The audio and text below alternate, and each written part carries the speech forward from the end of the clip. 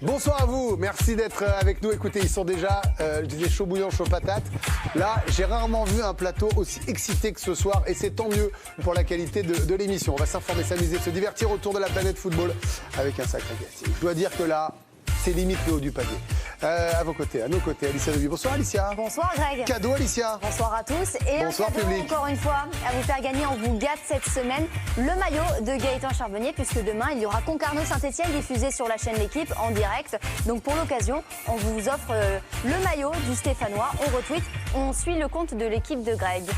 Vous avez commencé il y a une demi-heure. Hein, bonsoir Karim Benani. Bonsoir Greg Achard, je suis assez ému Greg d'être aux côtés d'un ancien joueur qui a toujours rêvé jouer à l'OM. Et c'est ce qu'il me disait là il y a 2 minutes en off. Bernard Mendy, bonsoir. Ça fait plaisir d'être à côté. Bonsoir. Vous allez avoir un peu de boulot ce soir pour représenter le clan parisien, j'ai l'impression. Ouais, en fait, j'ai hésité à mettre mon maillot. Je l'ai ramené, je peux le mettre. On verra au cours de l'émission. Histoire de dire que je suis présent. À vos côtés, Candice Roland. Bonsoir Candice. Bonsoir Greg. Ça va bien? Je suis très ému d'être à côté d'un ancien joueur de l'OM. Ah oui, donc tout le monde se présente là ce soir. Bah, c'est la fête, tout le monde fait le taf, c'est parfait. Djibril, c'est bonsoir Djibril. Bonsoir. Voilà, Djibril qui n'a jamais caché ses sentiments. Bernard, Djibril, bonsoir à vous. Regardez, il est de retour. Adrien Kourou, bonsoir Adrien. Bonsoir Greg. Adrien, elle n'est pas à vous cette chemise. Ah bon, elle est à qui? Elle est à Caro, il me semble. Allez, voici le sommaire de l'émission. De quoi allons-nous parler ce soir? Marseille, la tête haute. Ils étaient menés 2-0. Ils sont revenus à 2-2. Ils étaient menés 3-2. Ils sont revenus à 3-3. Parce que c'est un point magnifique pour les Marseillais. D'ailleurs, en plus généralement, on va faire un point Europe avec les clubs français. PSG-OM, J-2, c'est le classico, un match qu'on attend évidemment. Ça sera au Parc des Princes. Est-ce que cet OM-là peut résister face au PSG? Est-ce qu'il faut donner une nouvelle chance au trio Mbappé, Dembélé, Kolo Muani? Monaco qui joue ce soir contre Nice, ça aussi c'est une affiche, ça aussi c'est un choc. Que d'événements ce soir. Eh bien, Monaco peut-il jouer le titre? Et puis les paris du week-end, qui va briller, qui va s'imposer ce week-end? Les Madame Irma autour du plateau vont vous expliquer quoi jouer, évidemment. Il y aura le replay d'Antoine Pinault, parce que nous sommes vendredi, première et deuxième partie.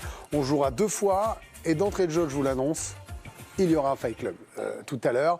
Bien sûr, il y aura aussi le zapping et phrase toute faite, pensive généralité. Bingo. C'est le bingo, ça va sur le banc. On est prêt? On y va pour l'indispensable.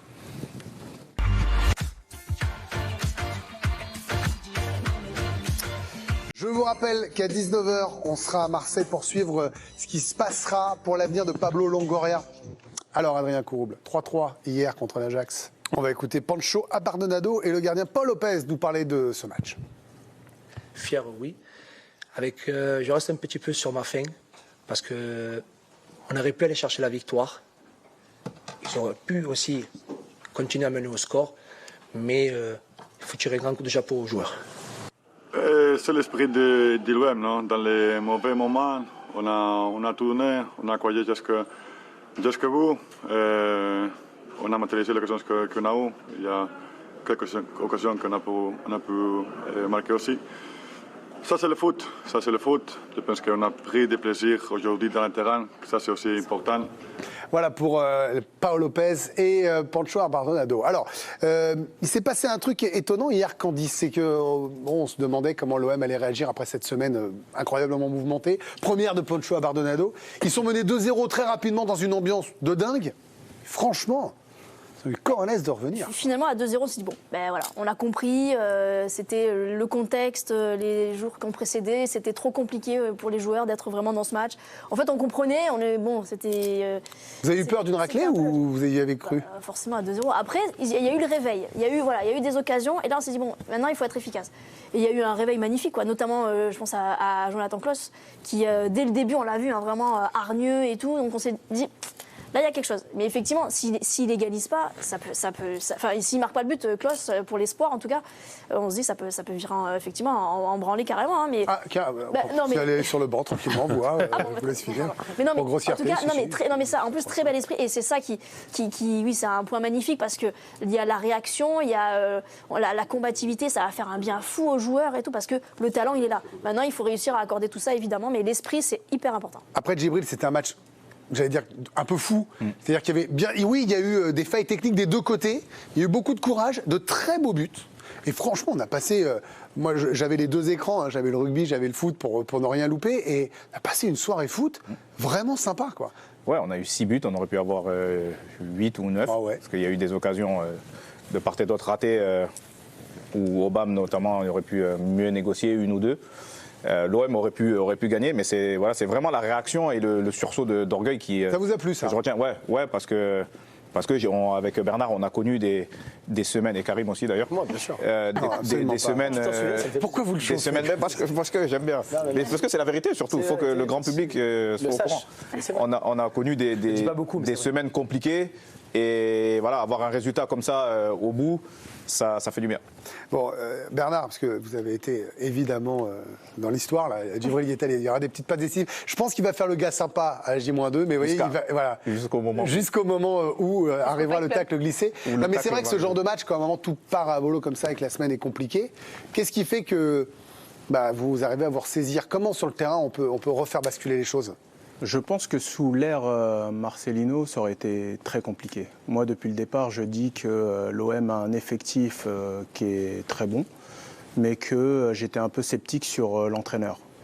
Là, sur ce match-là, c'est l'abnégation en fait de l'entraîneur à Bardonado. Vous pensez que c'est lui qui donne l'énergie là pour revenir? Je pense qu'il donne l'énergie. Nous, on l'a connu, c'était pas un joueur très facile, il avait du tempérament. L'équipe en a montré hier des ressources mentales qui d'habitude ne montrent pas. Et à l'image de Klose, qui est pour moi le meilleur joueur depuis le début de saison. Qui pourrait être appelé par Didier Deschamps la prochaine. J'espère. Franchement, un petit clin d'œil à Didier. Très sincèrement, moi je devrais pas prendre parti, mais vraiment. Ouais. Mais et aussi les responsabilités d'Aubameyang. Vous aimez bien les arrières droits, vous, hein? Bon, j'ai eu une formation d'attaquant avec Djibril. Je jouais avec Djibril devant, mais il était meilleur que moi, donc ils m'ont mis derrière. Parce que Djibril défendait pas en fait. Plus efficace peut-être. Pas meilleur. Mais même moi j'ai bien aimé la réaction et son comportement sur le banc. Ça bougeait, ça sautait, ça criait. C'était Pancho et ça amène un truc aux joueurs. Quand on voit que le coach est dedans aussi, ça motive. Ça bougeait, ça sautait, ça criait, ça tirait au but aussi. 12 frappes cadrées pour l'Olympique de Marseille face à l'Ajax. Sachez que seul Manchester City a fait mieux cette semaine dans toutes les Coupes d'Europe. Et puis Bernard évoquait Pierre-Emerick Aubameyang. L'Europe lui réussit bien. Au Gabonais, c'était son 50e match de Ligue Europa. Et pour l'occasion, il a inscrit un nouveau doublé. C'est 25 et 26e but dans la compétition. Ça fait de lui le deuxième meilleur marqueur de ces trois. Vous avez le premier? En C3. Ouais. Ça doit être un Sévillan, non? Giroud. Ouais. Gamero peut-être. Falcao. Radamel Falcao. Ah oui, à un moment, l'Atlético, il est gagné comme Séville, il est gagné. Falcao, qui est le premier de ce classement. Pierre-Emerick Aubameyang, l'une des recrues phares de l'Olympique de Marseille cet été. Il brille effectivement beaucoup plus sur la scène européenne pour le moment. Et parce que. En championnat, pour l'instant, il n'y a pas de but inscrit, pas le moindre but. Et puis aussi, je voulais souligner cette posture de leader, parce que c'est lui qui est allé au charbon, c'est lui qui est allé à la conférence de presse à la veille du match aux côtés de Pancho à Bardonado. Et il a lancé quelques messages sur ses réseaux sociaux en disant notamment « tous unis ». Donc c'est vrai qu'il fait partie de ces tauliers de cette équipe de Marseille, même si en championnat, c'est encore un petit peu compliqué. J'ai adoré ses déplacements hier, ses appels de balles, c'était vraiment très dangereux pour l'équipe, surtout sur le deuxième. Il est dans l'axe, il se déporte sur le côté pour pouvoir frapper et il la met à quelques centimètres du poteau et c'est hyper bien joué. Et même sur le premier, il prend ses responsabilités, il va fixer la défense et même si elle est contrée, il met quand même un beau but. Donc ça prouve sa personnalité. Et ils avaient besoin de ça, ils avaient besoin de ce leadership. Karim Benani, on va aussi parler de ce mini-championnat, de cette C3, parce qu'avec les événements, le changement de coach, le retour, là ça a été dit.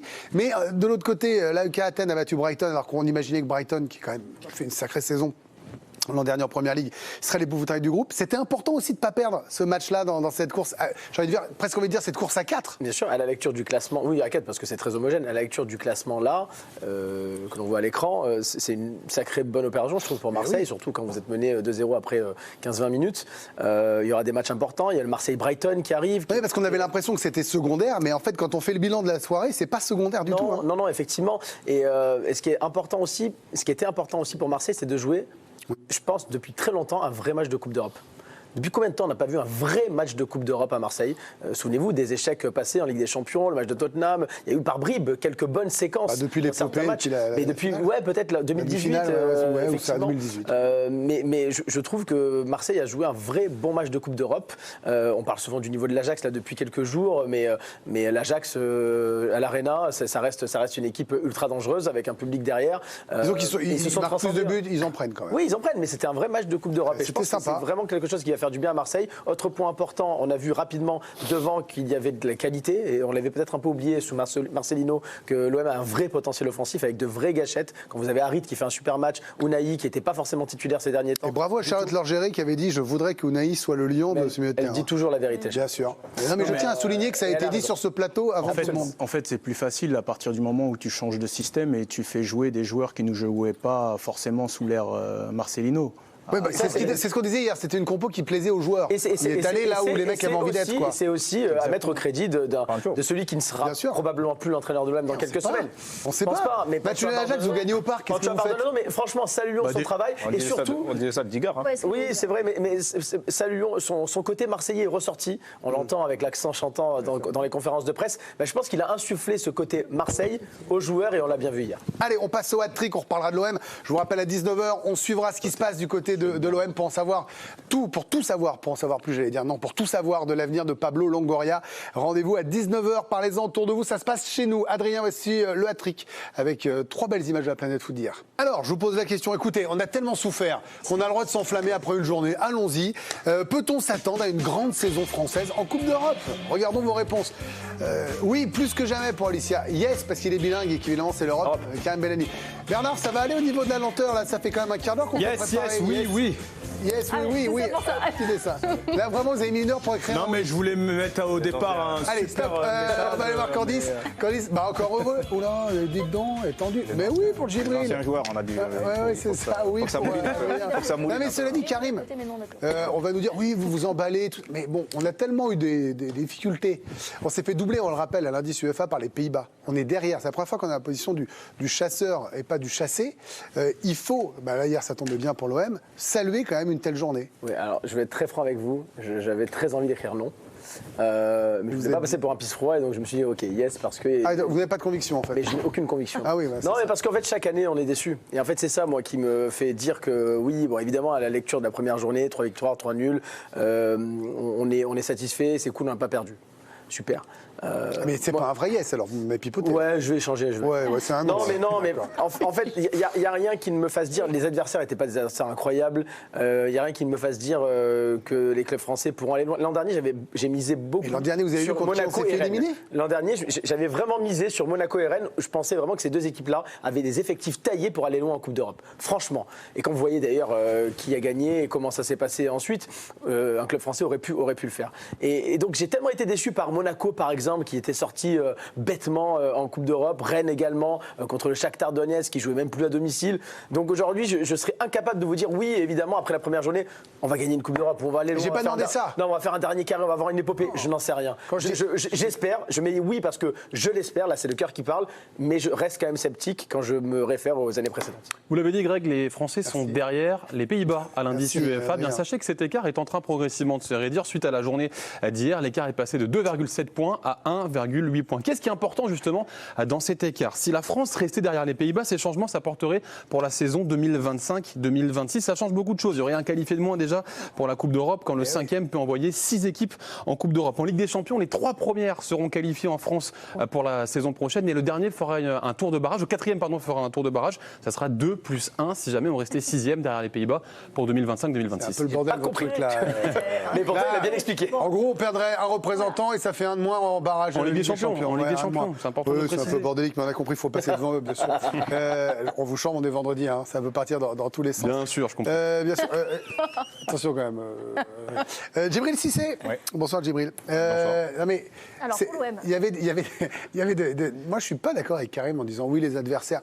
Je trouve qu'il y avait quand même des jolies équipes. C'est pas notre faute si les grands noms sont pas au rendez-vous cette année pour le moment. Oui, après, je le rejoins sur. Non, j'ai dit oui, moi. Ah. Je le rejoins sur là, tout de suite. On ne peut pas dire qui va aller au bout. Mais en tout cas, j'ai envie d'être un peu heureux, d'être un peu français et un peu. De me réjouir de cette semaine sans défaite. Parce qu'on a souvent été déçus ici. Eh oui. Moi, ce que j'ai aimé, c'est qu'il y a eu de la réaction chez Marseille. Il y a eu des beaux buts chez Rennes et puis du beau jeu. Donc j'ai envie d'être content et de dire pourquoi pas Rennes ou Marseille, surtout Marseille. Aller chercher un trophée. Alors Bernard Mendy, bonsoir. Bernard, vous avez entendu, Rennes ou Marseille, un trophée, il ne voit pas le PSG, Djibril Cissé. Là, vous étiez en Coupe d'Europe, tu étais là-dessus. Mais après je chante gentiment, mais c'est vrai qu'on avait l'impression que Marseille et Paris, par exemple, étaient tombés dans des groupes très denses, et c'est sans doute une réalité. On se doutait que pour Rennes, ça serait normalement plus abordable. Et c'est important de se rendre la vie plus simple, peut-être en commençant comme ça pour les Rennais, en ne perdant pas pour Toulouse, en se disant mais qu'est-ce que Toulouse peut aller faire en Coupe d'Europe aussi, oui. Voilà. Franchement, je trouve qu'ils ont pris ça au sérieux. Oui, ils ont pris ça au sérieux. Après, pour Rennes, il me semble que l'équipe qui était en face n'était pas non plus... Et oui, mais c'est déjà arrivé qu'on perd contre des équipes pas très fortes. Une très belle victoire. En plus, ils ont mis la manière et c'était aussi à domicile. Je pense que l'effectif de Paris est encore plus fourni qu'avant. Ça, c'est bien parce que vous êtes un son de cloche différent de ce que j'entends habituellement. Ici, vous voyez, Vicage Dorasso, hier, m'a dit c'est moins fort que l'an dernier. Parce qu'il parle de Neymar et Messi, qui sont plus individuels. Mais là, on parle plus de collectif. Donc, pour moi, l'effectif qui est... Et en Coupe d'Europe, c'est important. Et en Coupe d'Europe, c'est important pour aller plus loin possible. Et Lens, s'il parvient à se qualifier, ça va être un peu plus compliqué. Il y a aussi Toulouse qui doivent jouer aussi contre Liverpool. Donc, oui, mais bon... Vous allez me faire tout le tableau. Ouais, mais alors, vous me faites tous un faux oui, quoi. L'autre, il me dit oui, il me fait yes, c'est un non. Jim, il a été bien. Oui, mais Bernard, vous êtes en train de me dire... Non, en tous les cas, j'ai vécu une belle semaine et après, pour nous, ça dure, quoi. Voilà. Il y a Lille aussi, je pense que c'est gagné. On comprend pourquoi Bernard est sceptique, parce que si on regarde forcément les clubs français la saison passée, les résultats des clubs français, regardez, c'était pas flamboyant. Le Paris Saint-Germain, on le rappelle, sorti en 8e de finale de la Ligue des Champions. L'OM, dernier du groupe de Ligue des Champions. Monaco se fait sortir en barrage de la Ligue des Champions avant d'échouer en 8e de finale de la Ligue Europa. Rennes, Nantes, c'est 16e de finale de la Ligue Europa. Nice est éliminé en quart de finale de la Conférence League contre le FC Bâle, on le rappelle. Laissez-nous un peu rêver, s'il vous plaît, là. Laissez-nous rêver et croyez en vos rêves. Parce qu'il y a des très belles histoires. Laissez-nous rêver. Laissez-nous. En Coupe d'Europe. La la la la la la la la la Greg. Non, Lens, on l'a vécu, super belle ambiance dans les rues lensoises. Et puis il y avait aussi la belle histoire Toulouse. Il faut aussi se raccrocher à ces moments-là, ces moments d'émotion. C'était les retrouvailles avec la Coupe d'Europe. 14 ans après son dernier match européen, c'était en 2009 à Bruges. Alors vous voyez les images des supporters présents dans le centre-ville de Bruxelles hier. La fête aurait pu être totale pour les tenants de la Coupe de France. Laissez-nous. C'est ça, Bernard. Laissez-nous rêver un peu au lieu de faire vos rabat-joie, là, tout ça. Voilà. Et c'était donc un très bon point de prix pour les Toulousains. Le TFC se donne le droit d'y croire, titrait ce matin la Dépêche, même s'il y a eu quand même une fausse note dans cette soirée toulousaine avec la blessure d'Abouklal, absent plusieurs mois après avoir été touché au genou. Mais comme le disait aussi Bernard, c'est super de se dire on va rencontrer Liverpool, on va aller jouer à Anfield, pourquoi pas y croire. Vous faites un œil toute chronique maintenant. En fait. Là, c'est-à-dire qu'à chaque chronique, ça prend parti, ça râle. Et alors, vous allez nous laisser vivre ou pas? Et Monsieur les Puissants, je vous assure, on dirait une comédie musicale, là, les rois du monde, là. Les rois du monde. Pour les supporters violets, c'est génial. On se fait un petit débat, c'est cool. Allez. Je suis d'accord avec vous, Alicia. En revanche, Candice, vous étiez très mordante sur votre ardoise. Encore heureux. Non, mais pardon, vous allez me dire qu'ils ont joué des mauvais? Non, j'ai dit encore heureux qu'on ait le droit d'espérer. On est le début de la saison, la première journée est justement est bonne. Il y a des victoires à domicile et à l'extérieur, ils font match nul. Donc derrière, vous allez recevoir avec l'idée quand même de vous dire on n'a pas raté cette entame de compétition. L'OM qui part à l'Ajax, c'est quand même pas pareil quand vous recevez Brighton derrière. Lens, le déplacement à Séville, là aussi il y a eu la réaction au bout de 9 minutes, on dirait ils sont menés 1-0, la réaction, ils reviennent, ils sont là, ils se bagarrent, il y a quand même un bel état d'esprit. Derrière vous recevez Arsenal, vous l'abordez pas la deuxième journée du tout de la même manière, forcément. C'est vrai. Donc ça change forcément déjà au moins le match suivant.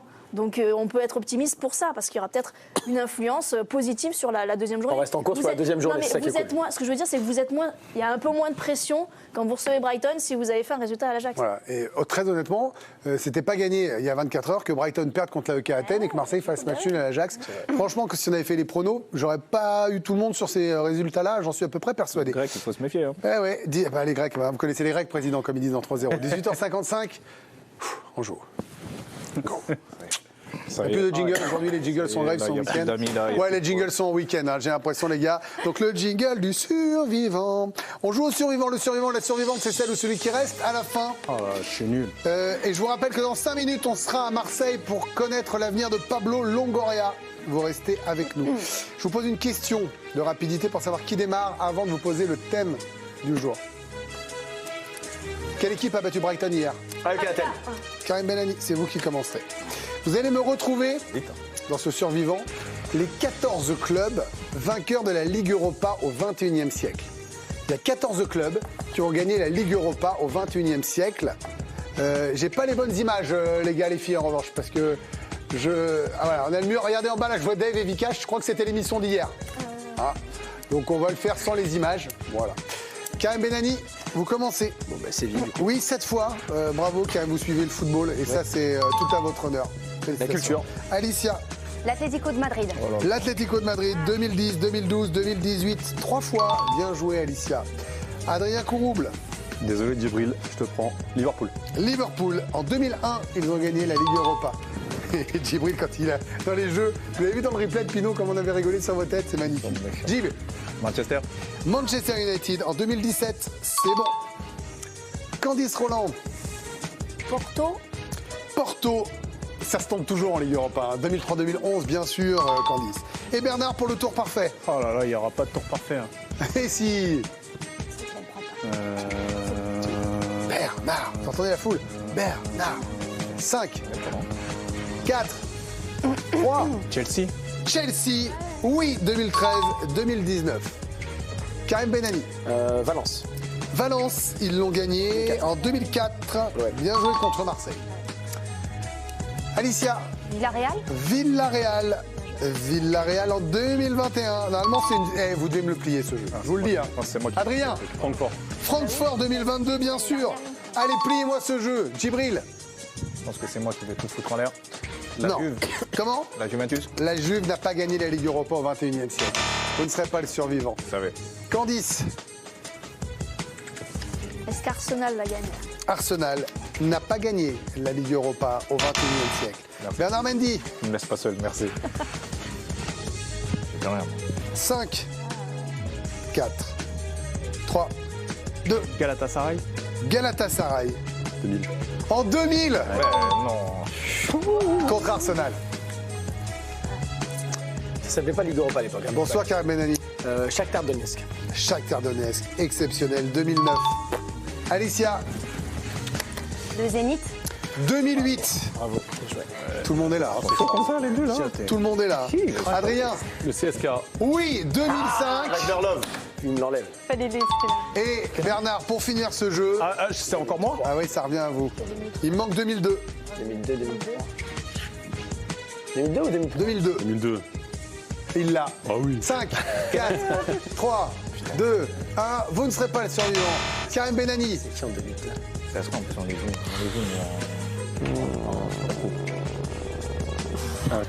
5, 4, 2005. 3, Benfica. 2. Benfica. CSK. Non. Bien sûr. Alicia. Bien sûr. 5, 4, Un club. 3, 2, 1. Vous ne serez pas la survivante. Non, La New Team. Ah, ok. et regardez, attendez. Est-ce qu'on peut avoir le gros plan sur Adrien Kourouble? Vous faites les moustaches? Je peux donner l'identité des deux finalistes, comme ça me... Allez-y. C'est Feyenoord contre Dortmund. Victoire d'Adrien Kourouble, évidemment, comme d'habitude. Voilà, bien joué. Bravo, Adrien. C'est une démonstration. Bien joué. Démonstration d'Adrien Kourouble. Très au-dessus, là. Très au-dessus. Très au-dessus de vous. Légèrement. Très au-dessus, quand même. Il est très au-dessus de Karim Benani. J'ai eu l'inconvénient de commencer, c'est ça qui est pas.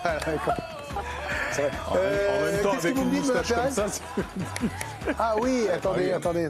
Go. La mousse, elle est pas à Bingo, lui. il est là. On peut y aller pour le bingo d'Adrien Kourouble.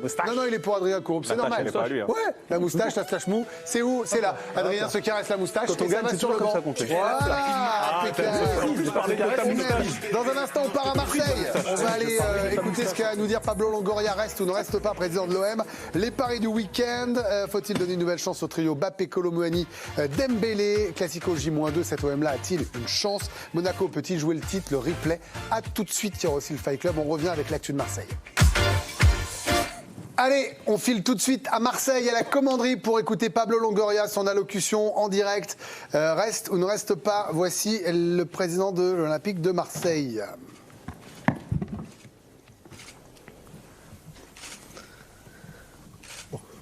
Bonjour à tous et à toutes. Je vous remercie à tous vous d'être aussi rapidement, de vous être rapidement déplacés. Aujourd'hui, je ne serai pas long, mais je me tiens à exprimer devant à vous. Je m'exprime ici, à la commanderie, en tant que président de l'OM.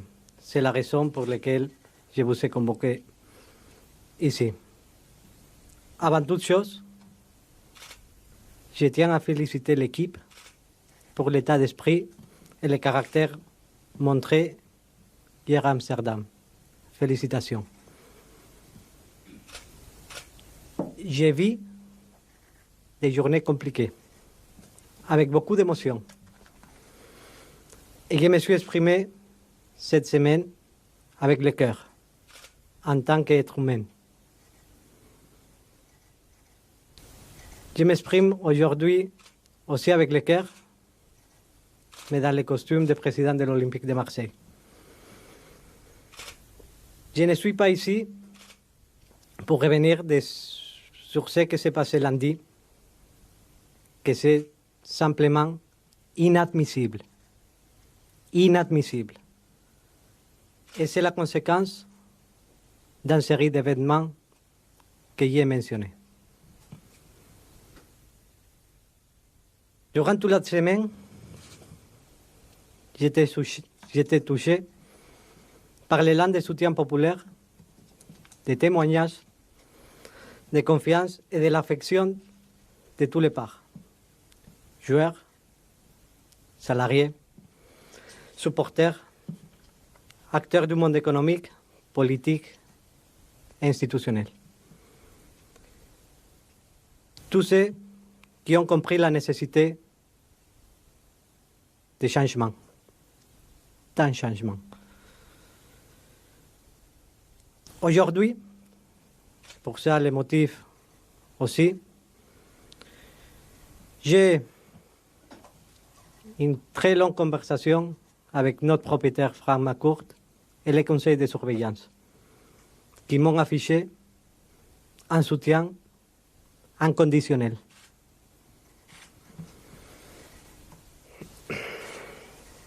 Tout ce soutien me font chaud au cœur, sincèrement.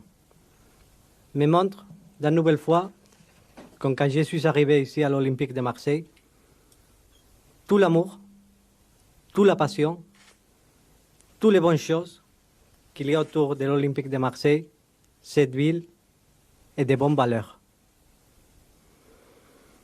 Ça me donne beaucoup d'énergie.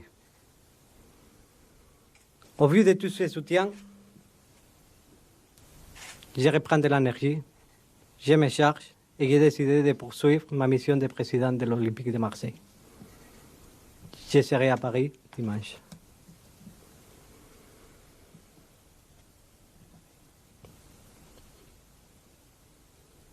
Dans la vie, je suis une personne de valeur, de très fortes convictions. Je ne peux pas seulement me contenter de dénoncer une situation. Je dois aller au bout des choses et de ce que je pense. J'ai donc demandé à mes avocats de déposer plainte par rapport à ce qui s'est passé. Attention, ne s'agit pas d'alimenter un conflit. Je ne vais pas en conflit et alimenter un conflit. Non. Je vais simplement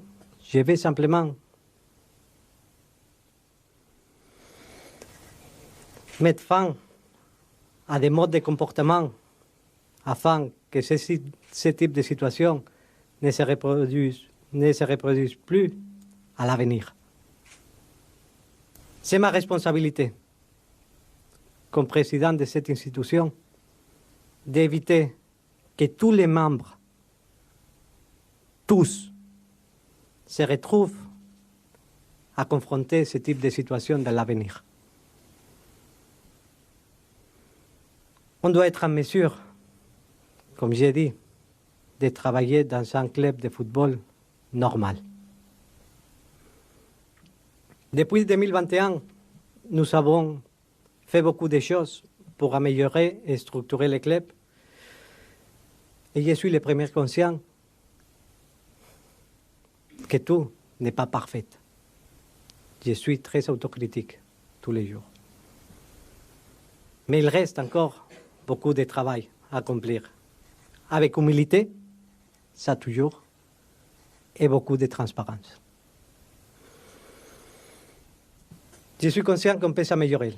La situation, ça va que s'améliorer. On doit progresser, mais en conservant ces règles d'éthique qui sont nécessaires pour faire notre club. Et je suis aussi conscient que je vais commencer les périodes les plus difficiles de mon mandat de président avec beaucoup de situations potentiellement désagréables. Mais je reste ferme et déterminé sur la poursuite de ma mission. Ce n'est pas autre que faire de l'Olympique de Marseille un club aux standards des meilleurs clubs européens, ce que j'ai connu dans mon passé.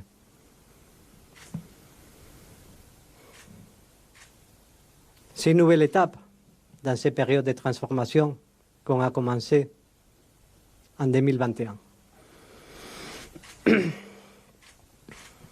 Pour accomplir ça, j'ai besoin de soutien de tous ceux qui aiment le club, qui veulent avancer ensemble. C'est une période d'avancer ensemble, d'agrandir le club. Et que finalement, on doit sortir plus grand et finir avec toutes les pratiques que j'ai déjà dénoncées.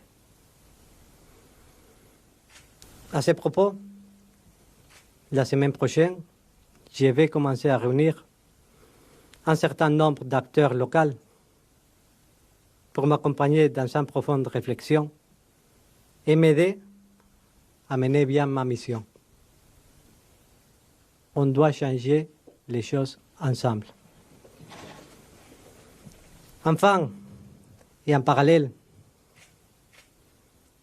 je crois que c'est nécessaire dans ces moments, et je considère que c'est très important, élargir les débats.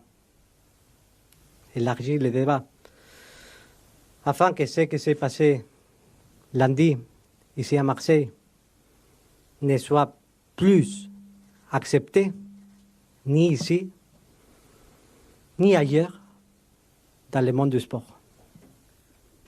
Je vous remercie.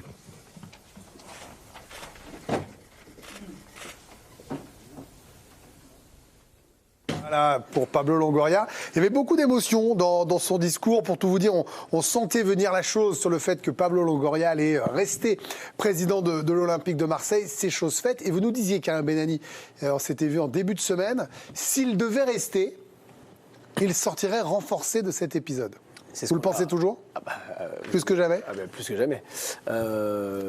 Quand on entend ces propos, c'est un président qui veut se battre contre ce système, ce que d'autres n'ont pas fait, peut-être, par le passé. Qui n'ont pas réussi à gagner. Ou certains qui ont décidé de jeter l'éponge. Franchement, en début de semaine, j'avais le sentiment qu'il allait rester. Je vous l'avais livré, mais c'était juste un sentiment personnel. C'est un homme de conviction, on a l'impression que c'est un homme de conviction, Pablo Longoria. On le connaissait très bon dans le sportif, très bon dans la communication, et là il a été excellent dans la communication parce que quelque part il isole certains groupes de supporters en leur demandant de presque faire le ménage entre eux, et lui il ressort mais tellement grandi de cette histoire. Après après, on sent qu'il est oui, mais meurtri. alors après, vous me dites ça, mais peut-être qu'il ne faut pas non plus faire abstraction de ce qui lui était reproché, parce qu'il y a forcément des choses qui étaient valables dans les revendications. Absolument. On n'était pas à cette réunion-là, donc on ne peut pas, et même lui, dans l'interview qu'il a accordée à nos confrères de la Provence, il n'explique pas totalement ce qui a été reproché à la direction de l'OM. Il y avait certainement à boire et à manger dans l'histoire des deux côtés, mais la manière n'a pas plu à Pablo Longoria et à la direction de l'OM, et c'est sur cette manière-là, lui, qu'il insiste, avec sa dernière phrase d'ailleurs, il ne faut plus que ces pratiques-là soient acceptées ni à Marseille, ni ailleurs. Donc il est décidé, déterminé, et un élément important juste, il porte plainte, et ça, on n'aurait pas pensé qu'il aurait pu le faire en début de semaine. Candice, c'est une bonne nouvelle pour vous, pour l'Olympique de Marseille, hors de tout sentiment personnel. D'ailleurs, je ne les connais pas par rapport à Pablo Longoria, mais est-ce que vous estimez que pour le club, cette saison, en tout cas, c'était la seule solution viable, vu qu'il n'y avait pas d'issue de secours pour Franck McCourt aussi, hein? Bonne nouvelle, soulagement aussi. Il a dit avoir compté beaucoup de soutien. Il ne choisit pas la facilité, parce que là, effectivement, il y a un chantier devant lui. Mais en même temps, peut-être que justement, avec les soutiens qui arrivent, il y a une prise de conscience aussi générale. On sait que la ministre des Sports a surveillé la situation. Donc, est-ce qu'elle va pouvoir un peu aussi agir, l'aider en tout cas, effectivement, à protéger le club, tout simplement, à le faire grandir. Maintenant, j'ai l'impression que c'est presque la dernière chance. Si lui n'y arrive pas, s'il s'en va et si lui n'arrive pas, là, c'est un gros flou sur l'avenir de l'OM. 3 choses à retenir en tous les cas de cette déclaration de Pablo Longoria qui a duré une dizaine de minutes sans question de journalistes. D'abord, évidemment, il va rester président de l'Olympique de Marseille. Il sera présent du côté de Paris dimanche, preuve de l'énergie qu'il veut mettre dans son poste. Et puis la troisième chose, c'est qu'il annonce déposer plainte suite aux événements de ce lundi. Je crois que vous avez le sonore. Non, on revient sur moi, là. C'est moi, visiblement, là. Bonsoir. Djibril Cissé, on vient de l'écouter. C'est une déclaration, oui, je dirais, très forte. Voilà, parce qu'il y a mis beaucoup d'humain, beaucoup de voilà, on sentait même que par moments, c'était une émotion qui prenait le pas, parce qu'on sent qu'il a été choqué de ce qui s'est passé. On a eu... Hier, d'ailleurs, on a le communiqué des South Winners. Voilà, on n'était pas à cette réunion, je le dis, je le redis, mais on a bien compris ce qui se jouait, ce qui se passait. Même question qu'à Candice, mais avec un regard de joueur. Vous y avez été, vous connaissez les tumultes de l'OM. C'est ce qu'il fallait comme décision pour le club? En tout cas, pour revenir sur ce qu'il vient de dire, là, ça a été, c'était un moment. Voilà, moi, c'est pas un secret que je suis supporter de l'OM et ancien joueur de l'OM, donc ça me touche particulièrement. J'ai senti un homme honnête, un homme qui aime le football et qui aime le club, qui a envie de remettre l'OM en haut du tableau. J'ai aussi senti un homme touché. On l'a vu, voilà, il se tenait la tête à certaines reprises. Il était limite très, très, très ému. Et il a envie de faire du ménage. C'est clairement l'intention de ce qu'il dit, en tout cas. Et il a envie que le football devienne un sport clean et où on ne doit pas avoir peur en tant que président de faire ses fonctions normalement. Après, s'il va y arriver ou pas, l'avenir nous le dira, mais en tout cas, grand respect et force à lui, en tout cas, parce que l'OM mérite autre chose que ça, que voilà, d'entendre des polémiques comme ça, et vite que dimanche arrive pour voilà, éliminer tous ces genres de choses. Après, Bernard, je vais avoir votre son de cloche à vous, qui est un peu plus peut-être distant par rapport à tout cela. Mais il y a aussi une réalité, c'est qu'il y a eu un changement d'entraîneur chaque année, des départs. On n'a pas toujours su pourquoi. On voit bien que c'était extrêmement compliqué. Il lui a été reproché cette gestion avec 50% des joueurs qui arrivaient, cet argent qui circulait tout le temps. Et voilà, je veux dire, j'entends tous les arguments. Moi, si je suis aussi de manière pragmatique, je me dois d'écouter aussi ce qui lui est reproché dans la gestion. Je ne parle pas des menaces, parce que s'il y a eu menace, c'est pas tolérable. L'urgence, c'est le match au Parc dimanche. Il a dit « je serai à Paris aussi », parmi les choses à retenir. Est-ce que vous pensez, vous, que par exemple pour l'OM, c'est important pour les joueurs, ou finalement, même sans président, ils sont capables d'aller chercher un 3-3 à l'Ajax? Non, je pense que la stabilité est nécessaire dans ce genre de situation. Il a eu beaucoup de franchise et d'honnêteté de pouvoir venir et parler et dire les choses concrètement avec le cœur, avec beaucoup d'émotion. Après, pour les joueurs de Marseillais, effectivement, à court terme, il y a eu un changement d'entraîneur. D'ailleurs, il va falloir qu'il trouve un nouvel entraîneur ou qu'il garde pour le choix à Bardonado. Oui, après... ça va nous occuper toute la semaine prochaine, ça. Je pense que... en fait, Bardonado, c'est un soldat du club. Donc, il a toujours été là. Il est présent en tant qu'ancien joueur. Il passe aussi les diplômes aussi d'entraîneur. Malheureusement qu'il n'a pas eu. Et j'espère que, pour lui, du moins, pour son avancée, ça serait nécessaire. Après, concernant le président, je pense que c'est très bien qu'il puisse... venir à Paris et pouvoir assister à ce match. Après, pour les joueurs, qu'ils soient là ou qu'ils ne soient pas là, je pense qu'ils ont fait le nécessaire déjà sur le match de l'Ajax. Et il y aura un supplément d'âme peut-être sur ce match contre le Paris Saint-Germain. Vous connaissez ce club, a priori Je le connais très très bien. Allez, on va continuer à parler de ce classico avec le foot aussi. Cet OM-là peut-il résister au Paris Saint-Germain? Le trio d'attaque du PSG, on continuera à parler de cette décision majeure que vous avez entendue dans l'équipe de Greg. Pablo Longoria, c'est officiel, il l'a annoncé, reste président de l'Olympique de Marseille. On aura le replay d'Antoine Pinault, ils joueront Fight Club, c'est si Gaillard et Gaillard. On se dit à tout de suite parce que la soirée promet d'être riche. Voilà pour l'équipe de Greg en direct. À 19h38, on a vécu ensemble le fait que Pablo Longoria annonce qu'il va rester président de l'Olympique de Marseille. On va écouter d'ailleurs la déclaration la plus forte de ce passage. Puis on en parle juste après avant de se projeter sur le Classico. Merci. Je me charge et j'ai décidé de poursuivre ma mission de président de l'Olympique de Marseille. Je serai à Paris dimanche.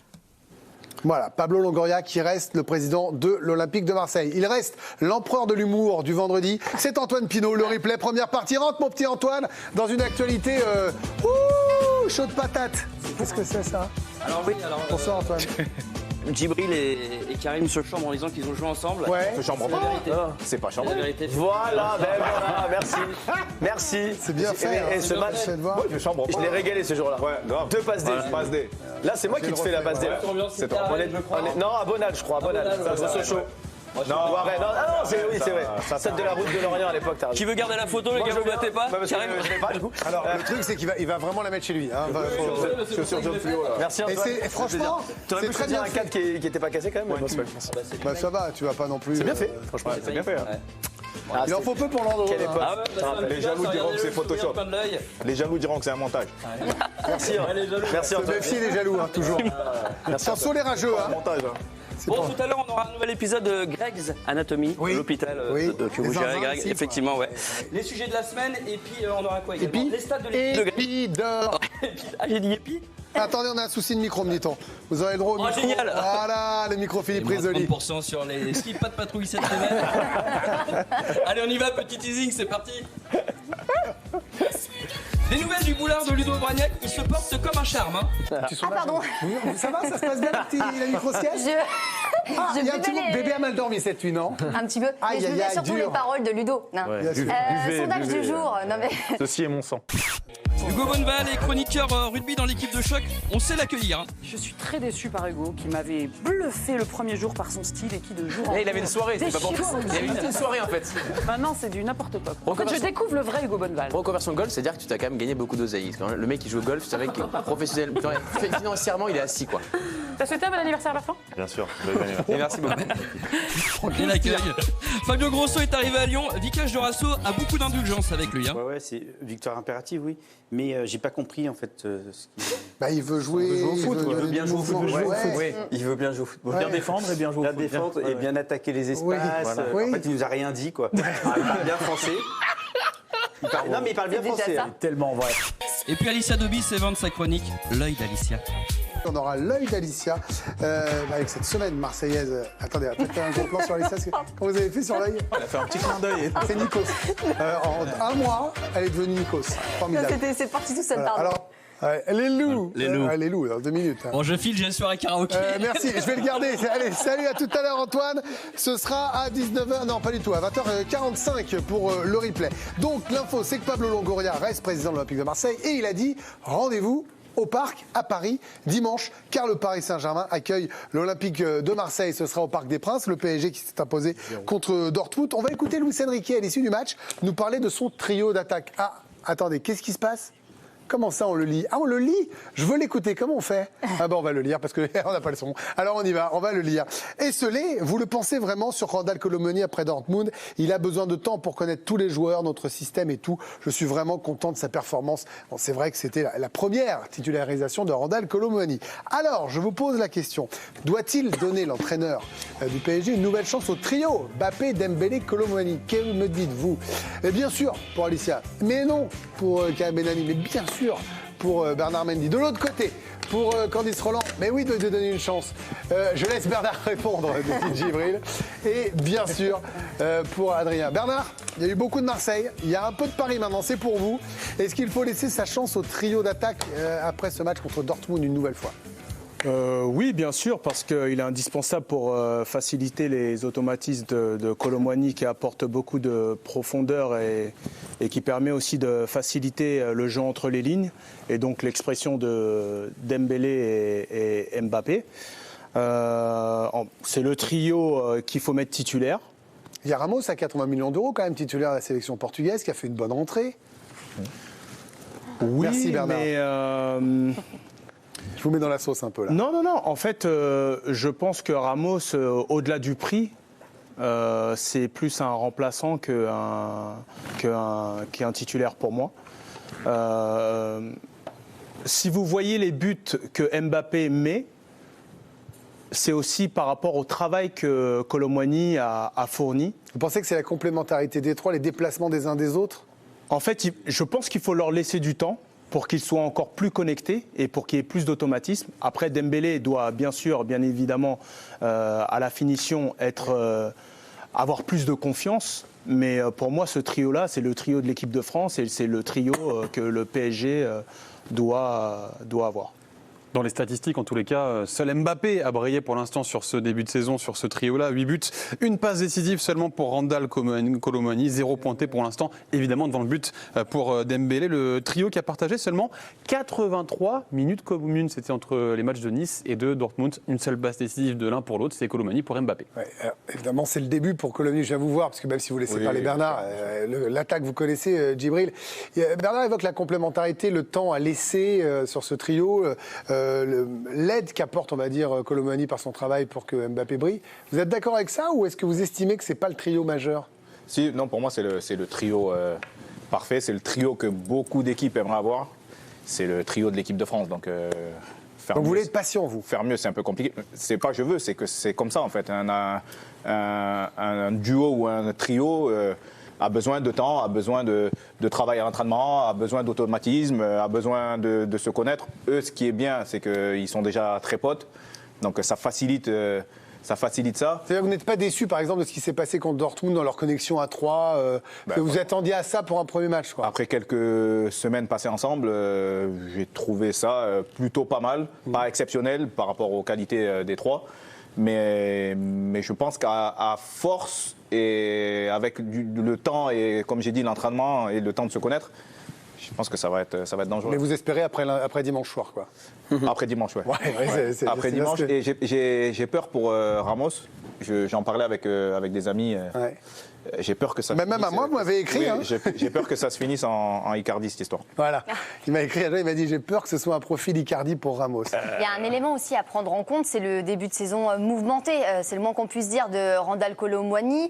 Il y a eu ce bras de fer avec Francfort en toute fin de mercato où il avait clairement exprimé son désir de rejoindre le Paris Saint-Germain. Le ton était monté, il avait même boycotté l'entraînement. Il estimait que Francfort n'avait pas tenu ses promesses.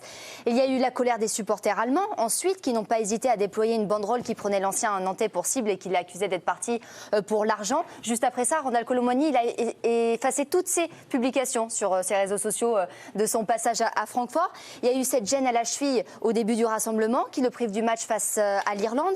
Et puis son retour face à l'Allemagne en amical, il n'a pas marqué de points, même même loin de là. Il a un petit peu raté l'occasion de s'affirmer comme l'avancement titulaire des Bleus ce soir-là. Et puis, un bilan mitigé pour sa première titularisation face à Dortmund cette semaine en Ligue des Champions. Il y a eu de bonnes choses, mais il n'a pas assez pesé. Il a obtenu la note de 4/10 dans le journal L'équipe. Pardon Vous allez aller sur le banc. Il est épique, ce journal. Et puis, pour l'instant, voilà, vous l'avez dit, une seule passe décisive avec le Paris Saint-Germain. Donc, c'est vrai que le Classico, ce serait le match parfait pour lancer sa saison. Après, vous avez déjà fait l'équipe de Crec, donc maintenant vous faites l'épique. C'est normal, mais c'est bébé ça, il est chiant à se réveiller aussi. Il est vendredi, hein. Il est vendredi. Bon, allons-y, il n'y a rien qui va. Il est vendredi, quand même. Allez, à tout à l'heure, maman. Allez, salut. Oui, Gilles. Oui. Il s'est passé beaucoup de choses en peu de temps pour lui. Oui, c'est nouveau quand même. Il faut le temps du départ de Nantes, de l'arrivée en Allemagne, de l'occasion ratée à la Coupe du Monde, Francfort, un départ mouvementé. Là, il arrive, il faut laisser quand même le temps de digérer tout ça, quoi. Mais vous voyez, malgré la photo ramenée par Antoine Pinon, on vous voit tous les deux sous le maillot de l'OM en train de jouer, heureux. J'ai l'impression que Karim Benali est en désaccord avec vous, Jim. Oui, c'est bien la première fois. Mais sur le terrain, on était tellement en symbiose.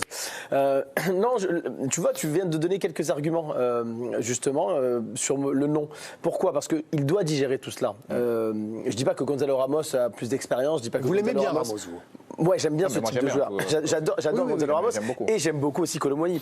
Mais je trouve que dans votre question, évidemment, vous parlez du match de dimanche, du Classico, d'un match très important pour les supporters dans ce début de saison, un peu mitigé du PSG, même après une prestation qui ne fut pas non plus très aboutie contre Dortmund. Moi, je trouve que c'est... Non, mais offensivement, je veux dire, avec les trois.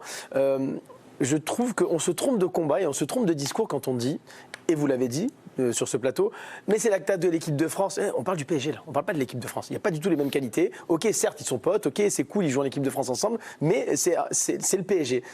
On n'est pas en équipe de France, on joue différemment en équipe de France. Il y a Giroud dans l'équation équipe de France aussi, qui entre dans la considération, Et moi, je trouve que quand on met 4 titulaire indiscutable.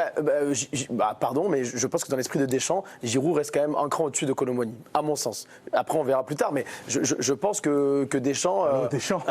Attends, je te le passe. Mais en tout cas. Il va te dire la vérité.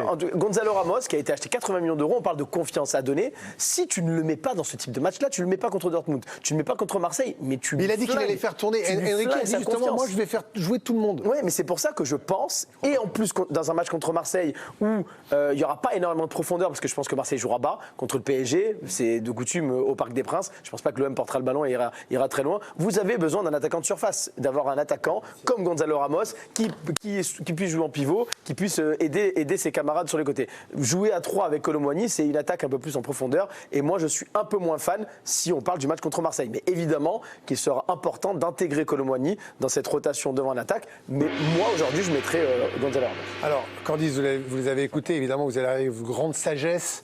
Non mais après, on peut dire aussi que c'est un problème de riche pour le Paris Saint-Germain, parce que hésiter entre Kolo Muani et Ramos, c'est quand même plutôt pas mal. Vous êtes plutôt Team Cissé ou Team Benani? Et vous avez écouté aussi Bernard, qui lui est aussi dans la Team Cissé. D'ailleurs, c'est la Team Mendy, d'ailleurs. C'est comme ça que ça. C'est mieux, parce qu'on joue à Paris. Dans la team des joueurs, évidemment. Non, en fait, je comprends complètement l'argument des automatismes. Mais rappelons aussi les dernières semaines.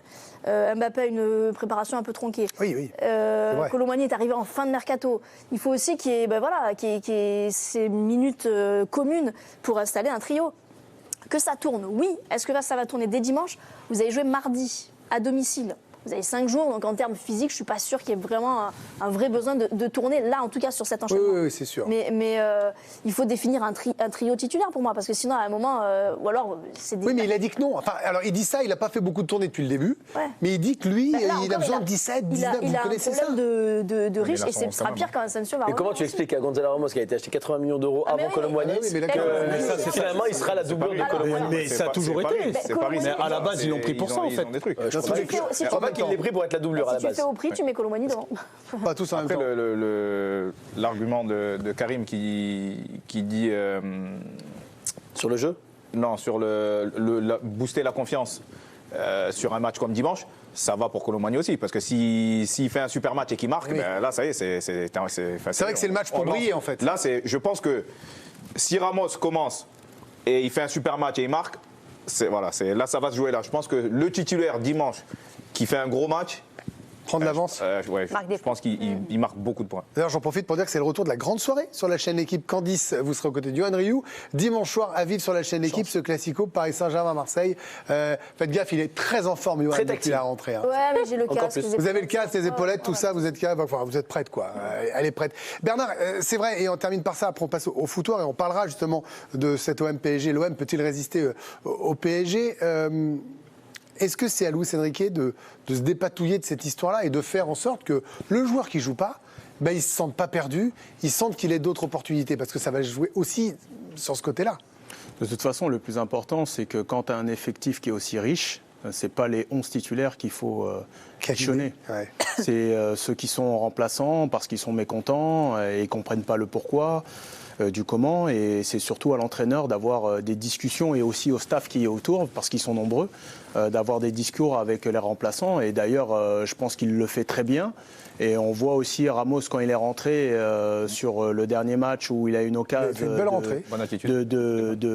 marquer.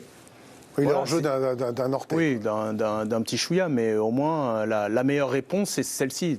Quand tu rentres sur le terrain, tu joues 5 minutes, 10 minutes, tu dois donner le maximum pour l'équipe pour après espérer avoir un peu plus de temps de jeu. Allez, on va continuer à parler de ce classico J-2 tout à l'heure. On aura le Fight Club, il y aura le zapping, il y aura le replay d'Antoine Pinault. Mais tout de suite, c'est Adrien Kouroub qui s'y colle. Voici le foutoir. Hervé Renard. Bernard, tu t'en souviens quand j'étais footballeur? Oui, Karim, oui, oui, bien sûr. On salue Faro qui dessine pour nous et qui les croque tranquillement. On vous offrira ce dessin aussi si vous voulez, tous les deux.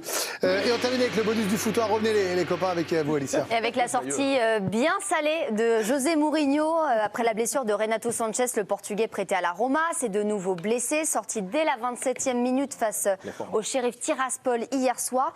Et le Special One qui en a déjà marre. Renato Sanchez est un joueur qui est trop souvent incertain. C'est difficile à comprendre. Le Bayern Munich n'a pas compris, le PSG non plus. Nous, on se fatigue à essayer de comprendre. Renato Sanchez, c'est 21 blessures depuis la saison 2016-2017. Il n'a que 26 ans. Et Mourinho, qui en a visiblement déjà marre. Dans un instant, elle vient de parler, et vous la verrez de plus près. L'œil d'Alicia. Monaco peut-il jouer le titre? Monaco-Nice, c'est ce soir. PSG-OM, J-2, cet OM peut-il résister au Paris Saint-Germain? Le Fight Club, ils s'affronteront dans la joie, la bonne humeur et la haine. Il y aura également le replay d'Antoine Pinault. Et on se dit à tout de suite dans l'équipe de Greg. Il est 20h10, on est en direct sur la chaîne L'équipe. On passe ensemble ce vendredi soir en route vers le week-end avec Alicia, Karim, Bernard et il y a également Candice, Djibril et Adrien. On sera rejoint dans un instant par Antoine Pinault pour le replay. Et Timothée Mémon fait également son arrivée dans l'émission ce soir. On prend la direction de Monaco. Monaco-Nice ce soir, c'est le choc de cette 6e journée. Vous avez les compos. Bonsoir Timothée. Bonsoir Greg, bonsoir à tous. On a effectivement les compositions avec quelques surprises, notamment du côté de l'AS Monaco. Folarin Balogun est préféré à Wissam Ben Yedder à la pointe de l'attaque.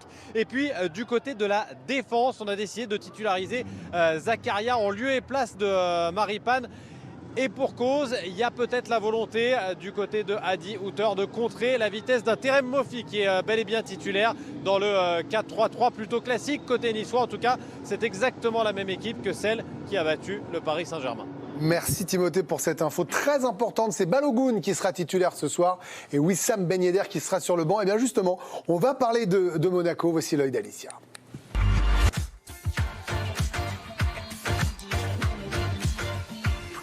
Va-t-il nous faire une Leonardo Jardim saison 2016-2017 ? Eh ben, j'y crois totalement. Adolf Hutter, même s'il préfère qu'on l'appelle Hadi, vous aurez compris pourquoi, est en train de régner sur la Ligue 1. Inconnu du grand public à son arrivée, il s'est mis le rocher dans la poche. Pas du genre à gesticuler dans sa zone technique, plutôt du genre discret, calme, mais très clair quand il s'agit de faire passer un message. L'Autrichien sait exactement ce qu'il veut. Alors pourquoi l'ASM peut jouer le titre ? Parce qu'avec Hutter, Monaco a retrouvé son agressivité, sa force mentale et sa fraîcheur. Parce qu'avec Hutter, Monaco a retrouvé Minamino qui s'était perdu la saison dernière. Parce qu'avec Hutter, ça match complètement avec les joueurs. Autre raison d'y croire, les Monégasques ne disputent pas de Coupe d'Europe cette année, donc ils seront très frais. Et puis quoi de mieux que d'y croire soi-même ? Regardez ce qu'il avait déclaré il y a une semaine chez nos confrères de l'AFP. Oui, on peut rêver, bien sûr. Parfois les rêves deviennent réalité. Mais le Paris Saint-Germain est quand même très fort. Alors c'est certainement pas moi qui vais le contredire. Croyez en vos rêves. Je ne l'ai pas vu venir. C'est beau. Croyez en vos rêves, public. Alors je vous pose la question. Alicia a lancé le thème. Est-ce que Monaco peut être champion de Ligue 1? Est-ce que Monaco peut remporter le titre? Regardons vos réponses. Bah oui, évidemment, Alicia. Si vous m'avez dit écrit non, là, je pense que j'ai fait de l'imposture. Pour Karim Benani, c'est oui. Pour Bernard Mendy, jouable. Ce serait bien même pour Candice. Oui, pour Djibril. Largement, même si défaite ce soir pour le Niçois Adrien Kouroub. Candice, ce serait bien, c'est un sentiment, c'est pas un prono, ça. Ouais, en fait, c'est vraiment sur le fait de jouer le titre. Ce serait bien déjà pour le championnat, ce serait bien d'avoir une bagarre, évidemment. Comme l'an dernier, quoi, qui est la bagarre. Ouais, complètement. Et il a tout dit à 18h, c'est-à-dire que le Monaco, là, avec cet effectif-là, des joueurs retrouvés, avec cette nouvelle philosophie aussi, il peut jouer le titre. Maintenant, il y a le PSG. Et le PSG n'a pas de problème à enchaîner les matchs. C'est-à-dire que oui, effectivement, Monaco aura peut-être cette fraîcheur de ne pas jouer les Coupes d'Europe, mais ça n'a jamais empêché le PSG derrière d'être aussi compétitif en Ligue 1 et de jouer le titre. Donc oui, j'aimerais de la bagarre, effectivement. Donc c'est pour ça que je dis ce serait bien pour tout le monde qu'il y ait de la bagarre. Vous y croyez un peu ou pas? Mais oui, parce qu'effectivement, après, c'est une équipe, forcément, vous avez après l'élan, vous remportez des matchs, vous avez la confiance. Parfois, le poteau, il va aller du bon côté, donc vous forcez un petit peu la chance aussi. Donc oui, on sent un vent nouveau côté de Monaco. La bagarre, en tout cas, il y en aura ce soir entre Monaco et Nice, puisque c'est la meilleure attaque de Ligue 1, tout simplement, qui se présente ce soir du côté de la SM. 15 buts marqués contre la meilleure défense. 4 buts encaissés pour les Niçois. D'ailleurs, sachez, une petite statistique autour de cette attaque. 15 buts marqués par les Monégasques. 5 des 6 équipes ayant inscrit 15 buts ou plus après 5 journées de Ligue 1 ont remporté le championnat au XXIe siècle. Vous trouvez des stats dingues, vous. Bravo. On prend la direction de Monaco. Monaco-Nice, Timothée Mémon est avec nous. Il vient de vous donner la compo. Je rappelle l'info principale. Balogun est titulaire et Ben Yedder est sur le banc. Timothée, vous rentrez dans le débat. Est-ce que vous pensez, comme Alicia, que c'est possible? Est-ce que vous pensez que Monaco va être à la bagarre pour jouer le titre?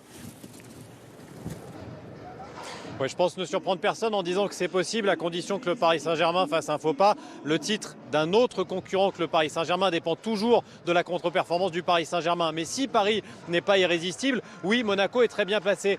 Je les voyais bien en début de saison, je les voyais un peu moins bien à la blessure d'Embolo. Et je les vois de nouveau très bien avec la recrue de Folarin Balogun, d'autant qu'Embolo reviendra à un moment ou à un autre. Il y a de la profondeur de banc, c'est ça qui fait toute la différence côté monégasque. Donc oui, pourquoi pas, l'AS Monaco, pourquoi pas. C'est vrai, c'est intéressant tout ça, Djibril. C'est parce qu'en attaque, réussir. Alors, Ben Yedder a fait quelques séjours sur le banc ces derniers temps, même s'il marque toujours ses 20 à 30 buts par saison, toutes compétitions confondues. Mais Balogun, on l'a dit, on l'a répété, il connaît la Ligue 1, il avait des stats l'an dernier, c'est un sacré joueur. Hein. Ouais, c'est important d'avoir des buteurs. Ils en ont 3. Si voilà, Minamino commence à. Début de saison fantastique. Commence à être le joueur qu'on attendait. Ça peut être vraiment. C'est le rival numéro 1 pour vous, du PSG? Ouais, avec nous quand même, avec Marseille. Ouais, avec nous quand même. Je me disais, tiens, je vais aller chercher là-dessus, il va y aller. Pareil, rival numéro 1, Monaco, Bernard? Pour le PSG? Quand vous dites jouable, c'est quoi? Ça veut dire qu'il y a un faux pas parisien? Obligatoirement, mais je pense qu'avec leur début de saison, Tony Truant et le fait qu'ils marquent beaucoup de buts est très important aussi pour la confiance. Après, on le sait que Monaco, l'année dernière, a été un peu en difficulté, surtout à la fin de saison du championnat. Donc, à voir comment ils vont gérer aussi les périodes un peu plus délicates. Il n'y a pas de Coupe d'Europe quand même. Sans la Coupe d'Europe, c'est jouable. Mais je pense qu'il y a un bon test en fait ce soir. Eh ben oui. Donc pour pouvoir accrocher aussi la place en C1 en fin de saison, ça passe par ce match qui est capital. Derby, premier contre troisième, Karim Benani. C'est un sacré match, ce Monaco-Nice. Il peut déjà compter un peu, au moins peut-être, j'allais dire, pour l'état d'esprit, quoi, pour éviter les premières défaites pour Monaco, par exemple. C'est Nice aussi. Un premier vrai beau test. C'est un choc pour vous? Oui, c'est un choc de ce début de championnat. C'est un chocounet, quoi. Voilà, mais c'est la photographie de la 5e, 6e journée. On peut même presque pas répondre à cette question encore aujourd'hui, malheureusement. C'est un peu tôt, mais bon. Mais en qualité d'effectif, en tout cas, je trouve qu'ils ont été malins. Aller chercher Zakaria, aller chercher Singo, ça remplace Dizazi, ça remplace Badiachil qui était là il y a quelques mois. Ils ont perdu des internationaux. Voilà, ils ont perdu des internationaux, mais ils ont récupéré des joueurs qui se sont assez vite acclimatés, je trouve, à la Ligue 1. Je pense évidemment à Singo et même à Zakaria, que j'ai bien apprécié. Balogun la connaissait, cette Ligue 1, donc ils ont réussi aussi à pallier la blessure d'Embolo. Fofana a fait un très bon début de saison et je ne serais pas étonné de le revoir en bleu régulièrement. Il n'y a plus Noble. Il n'y a plus Noble, effectivement. C'est un élément important parce que Con est plutôt pas mal depuis le début du championnat. Et puis il y a un élément important, et je rebondis sur ce que disait Alicia dans son œil. Adi Hutter a réussi ce que Kovac, Clément n'ont pas réussi à faire ces dernières saisons, c'est-à-dire se faire apprécier de la Turbie, mais de tous les salariés. Quand il est arrivé, il a réussi à se mettre dans la poche tous les salariés de la Turbie, du kiné au docteur, à tous ces gens-là qui bossent dans la coulisse. Et ça a été extrêmement apprécié par le club, par les joueurs également. Donc il a déjà cette sympathie-là de tout un club. Et quand vous avez le club derrière vous, un peu comme Jardim première version, ça peut donner et créer des étincelles. Et alors c'est une passe décisive exceptionnelle pour Timothée Mémon de la part de Karim Benani. Bien sûr, comme vous en faisiez dans vos rêves à l'époque, Djibril. Timothée, c'est-à-dire qu'il parlait du club, là, Karim. Il y a tout l'état-major, me dit-on, du côté de Monaco. On sent le derby, le match important. Hein. Ouais, vous avez peut-être vu mon regard vous fuir lors de ma dernière intervention parce que juste derrière nous passait Jim Ratcliffe avec Jean-Claude Blanc. Ils sont allés rejoindre Jean-Pierre River, petit conciliabule à proximité de la pelouse. L'état-major d'Ineos est présent aujourd'hui à Louis II. Et puis petit élément aussi de contexte, de carte postale, 10 000 spectateurs prévus ce soir, 2500 seront niçois. Et je vous conseille d'aller voir sur les réseaux sociaux les images du cortège de scooters proposé par les supporters niçois qui sont venus par la basse corniche jusqu'à Monaco. Drapeau, fumigène à l'appui avec un petit stop dans le tunnel pour bloquer tout le monde et pour faire la fête. Ça s'est très bien passé et c'était plutôt assez impressionnant et festif. Et ça, vous aurez rectifié mon lapsus, évidemment, c'était l'état-major niçois à Monaco, alors qu'il a réussi, évidemment, à séduire, lui, et du côté de Monaco, Adi Hutter. Merci Timothée, à tout à l'heure. Pas de passe décisive, du coup. Une semi-passe décisive. Ça plombe les stades de Karim. Si je lance en profondeur et que ça ne conclut pas, c'est pas... Non, c'est moi qui n'ai pas conclu, j'ai fait mon Jean-Claude Duss. Alicia, on a les images, on parlait de Timothée. C'est déjà très chaud avant ce derby. Regardez ces images dans le tunnel entre Nice et Monaco. Donc c'est là aussi on voit que c'est une très grosse affiche ce soir, énormément d'ambiance. Et donc ces images, il y en a d'autres si on a le temps, regardez, il y a aussi celle-ci. Où on il y a des scooters là, c'est une concession. Ça promet ce soir d'être très chaud. Voilà pour ce Monaco-Nice, premier contre troisième. Adrien, calmez-vous, vous voulez y être là? J'ai été de nombreuses fois dans ce tunnel avec le scooter. On est très heureux de connaître votre vie. Oui, il raconte sa vie, mais il a le droit, parce que c'est pas sa chemise. Et donc, dans ce cas-là, il a le droit de le faire, parce que c'est via Caro. À Caro. Dans un instant, PSG-OM. Cet OM peut-il résister au Paris Saint-Germain? Vous allez voir, vous n'allez pas être surpris par les réponses des uns et des autres. Il y aura également le Fight Club et le replay d'Antoine Pinault. On est là ensemble jusqu'à 21h. Allez, de retour sur le plateau de l'équipe de Greg, Alicia, Karim, Bernard, Candice, Djibril et Adrien. Antoine Pinault va venir nous rejoindre pour le replay tout à l'heure. Ils s'affronteront dans le Fight Club d'ici quelques minutes. Mais avant cela, on va parler de ce Classico J-2 et les cotes, Adrien, pour ouvrir notre thème.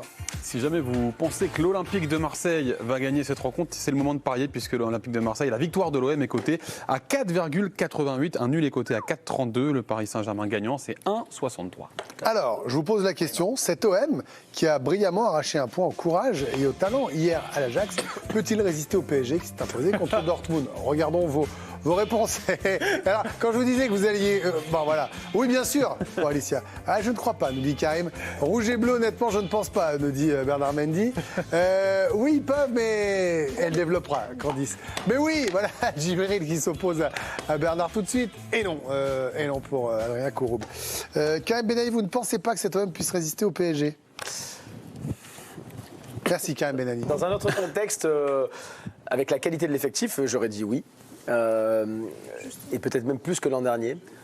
Malgré tout, je pense que ce qui s'est passé cette semaine a joué dans les têtes des Marseillais, dans les jambes aussi, parce qu'hier, ils ont arraché un match nul exemplaire dans la combativité. Mais justement, je pense qu'ils ont laissé énormément d'influx dans cette bataille hier, revenir 2 fois au score, tenter de gagner ce match-là avec tous les problèmes qu'il y a eu extra-sportifs. Parce que ce qu'il ne faut pas oublier, et les joueurs sont là, ils peuvent le confirmer, quand vous êtes joueur, vous avez aussi tous les à côté à gérer. Et je pense que les téléphones de tous les joueurs ont sonné cette semaine. Est-ce que le président reste? Tous les copains de Jonathan Klaus, de Aubameyang, de Kondogbia, même Aubameyang a dû mettre un tweet pour dire non, mais arrêtez de sortir des fake news, je ne pense pas à partir, je veux rester au club. Donc tout ça, c'est aussi une dépense d'énergie.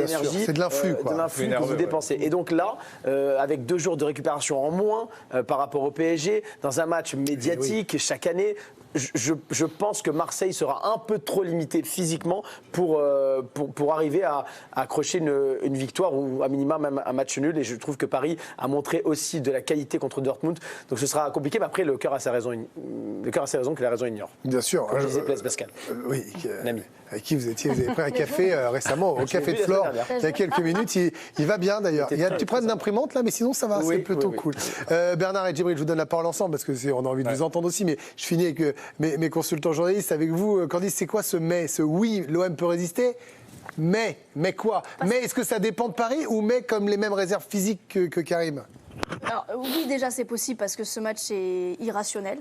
Et puis pourquoi pas enchaîner 2 gros matchs. Voilà, vous allez vraiment vous arracher et physiquement vous donner tout. Et puis voilà, lundi ils seront sur la table de kiné. Donc il y a ce oui. Après le gros mais évidemment, si le PSG monte en puissance, si le PSG ne laisse pas les espaces comme l'Ajax, si le PSG est un cran au-dessus, ça c'est sûr. Maintenant, l'OM doit fermer un peu les espaces. La défense, j'imagine, j'espère que Chancel Mbemba, pour lui, il ne va pas réaliser 2 mauvais matchs d'affilée comme ça. Il n'a jamais fait. C'était quand même déjà assez incroyable de le voir. C'était son pire match, catastrophique. Mais bien sûr, depuis qu'il est presque arrivé à l'OM.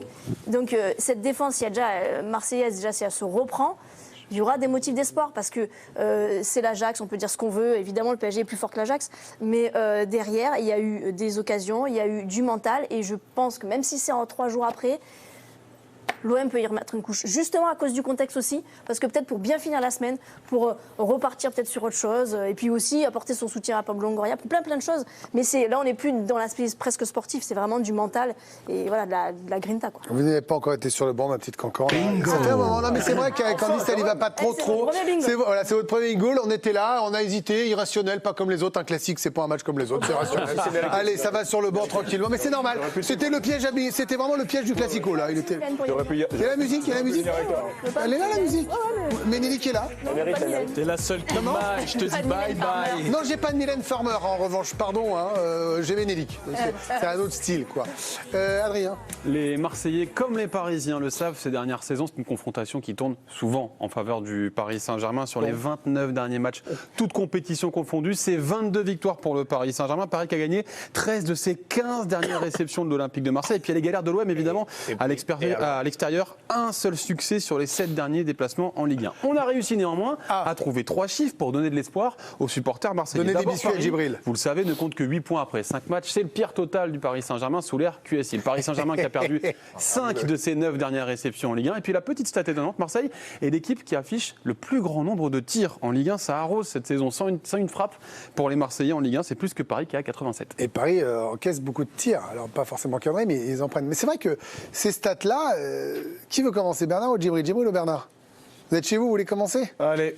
C'est vrai que c'est des stats. Honneur aux perdants. Non, mais ce sont des stats, Bernard. 5 fois, ils perdent à domicile. Je sais pas. Pourquoi vous êtes si confiant?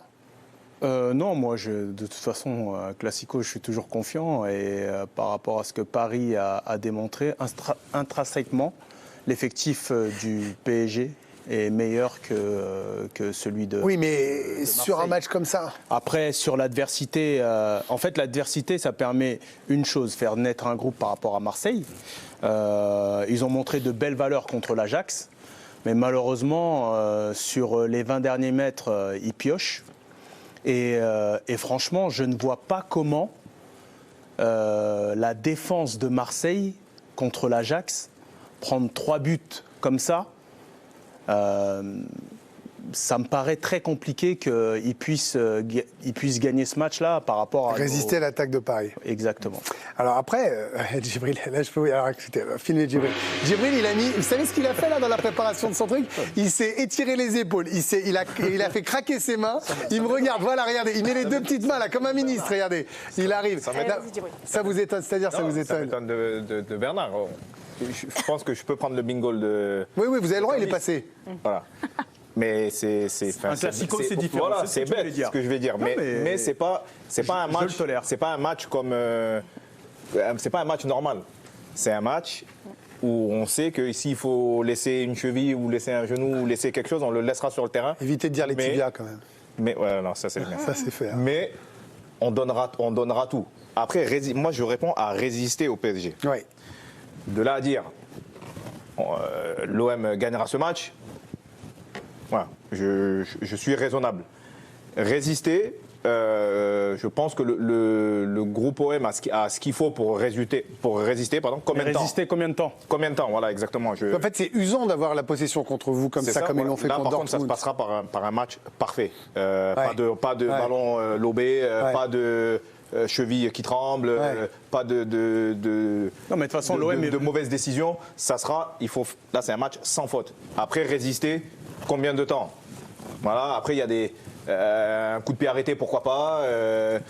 Bien sûr. Une erreur de Paris aussi, parce que Paris, c'est pas. Après, il y a un autre truc. Non plus, je me permets, Djibril, parce que vous êtes impliqués tous les deux. C'est pour ça que je vais rebondir sur cette question, Bernard et Djibril, et puis vous comprenez ça. On a souvent dit ces dernières années que le PSG version Neymar, Messi et d'autres avant, même Ibra, n'avait pas ce sens du classico. Les supporters leur faisaient comprendre, ils savaient que c'était là, ils jouaient un peu à leurs mains, mais ils n'avaient pas ça. Est-ce que cette année, cet effectif-là, plus français, peut-être plus raisonnable? Je vous pose la question. C'est faux, regardez, quel était le seul bon match de Lionel Messi après la Coupe du Monde? Marseille-PSG. En fait, évidemment qu'ils n'ont pas cette culture du classique, du classico. En revanche, ils savent très bien que c'est un match qui est le match le plus médiatisé en Europe concernant la France, qu'on va regarder et scruter ce match-là, match aller-retour. Donc tous les joueurs ont envie de se montrer. Neymar était très bon généralement quand il jouait les classicos. Mbappé, bon évidemment, il a cette tension particulière face à l'OM. Mais regardez, le contre-exemple de ce que vous dites, c'est Messi, son seul bon match, je trouve, moi, après, et peut-être Lille quand il marque en deuxième partie de saison, mais son seul bon match. Vous voulez dire qu'ils n'avaient pas besoin de connaître l'histoire de Loïc Sana et Gabi Heinze pour être bon? Ils savent que c'est le plus gros match encore aujourd'hui en France. Les recrues qui signent ou à Paris ou à Marseille, ils savent que Paris. Mais sans connaître forcément l'histoire. Et Marseille, l'opposé, c'est Paris. Disons qu'ils pas besoin d'antagonisme, ils le connaissent. Disons qu'ils vont cocher cette date-là pour être bien, pour se mettre bien, performant et pouvoir se montrer. Après, sur l'effectif parisien, tu as quand même Kolo Muani qui est un vrai Parisien. Dembélé qui est aussi à 30 minutes vu qu'il est d'Évreux. Donc salut Évreux. Vous aussi d'ailleurs. Oui, ça c'est normal. Mais ils auront à cœur de se montrer. Oui, mais après ça peut mettre une petite pression supplémentaire. Je pense pas. Ah ouais. Mais ça peut jouer dans les deux sens. Bon, en tout cas, ce classico, vous le verrez aussi en mode grande soirée sur la chaîne L'Équipe. Candice Roland ici présente. Bonsoir Candice. Johan Rioux et vous-même nous offrirez cette grande soirée. C'est dimanche soir sur la chaîne L'Équipe. Évidemment, derrière, il y aura le débrief dans l'équipe du soir. C'est Messaoud qui doit présenter ce dimanche. C'est pas vous, Karim? Non, c'est Benoît Cosset, je crois. C'est Benoît? Je crois. C'est Benoît. Non, écoutez, qu'importe, qu'il ne m'en veuille pas. Ou Messaoud. Parce que Messaoud fait du cyclisme. C'est-à-dire, j'étais là au volet. Il est partout. Pas très loin, Messaoud. Il est toujours là. Alicia, qu'en pensent nos téléspectateurs? Oui, c'était le sondage du jour, donc Djibril, Candice, Karim, désolé, mais écoutez, c'est un non à 66% pour vous. Cet OM-là ne peut pas résister au Paris Saint-Germain pour une majorité, 66%. Vous évoquez notamment le temps de récupération, plus court pour les Marseillais, ou encore la situation, avec la question de l'entraîneur, même s'il y a évidemment Pancho Abardonado qui sera là, mais tout le contexte aussi qui peut jouer. Pour vous, c'est plutôt un non. Merci Alicia, c'est donc Messaoud qui sera là dimanche soir. Vous m'avez induit en erreur comme d'habitude, Karim, vous n'êtes pas très utile ce soir. Voici tout de suite à 20h37 le Fight Club. On joue, il joue, vous jouez. Yes.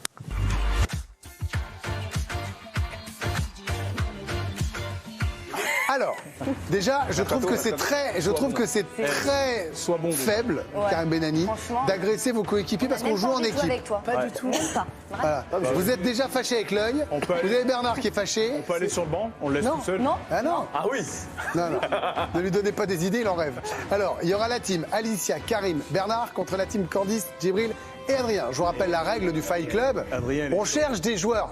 Bernard, pendant que j'explique le truc qu'on sautait, s'il vous plaît, on ne coupe pas la vedette. Donc j'expliquais. C'est un Fight Club, on joue par équipe et ce sont des duels individuels. On recherche un joueur mystère. Pour trouver ce joueur mystère, le CV du joueur de son premier club à son dernier club professionnel. Ils sont soit joueurs retraités, soit joueurs en activité. C'est la team Alicia contre la team Candice. Et le thème de ce soir est très simple. Ils ont brillé lors d'un classique PSG Marseille. Voilà. Bernard Mendy. Premier duel. Là, tu vas trouver, j'espère. Premier duel. C'est ça ton problème. Alicia. Oui. Djibril Cissé. Alicia, c'est pour toi, ça. Nous recherchons un joueur retraité et on ne souffle pas, sinon c'est point perdu. Non, il faut rien dire. Non, Bernard, sinon on élimine. C'est silence absolu, sinon c'est point perdu. Ah, ok. Joueur retraité, c'est parti. Premier club. Malmö. Zlatan Ibrahimovic. Eh oui, la Suède. L'Ajax, la Juve, l'Inter Milan, Barcelone, Milan, PSG.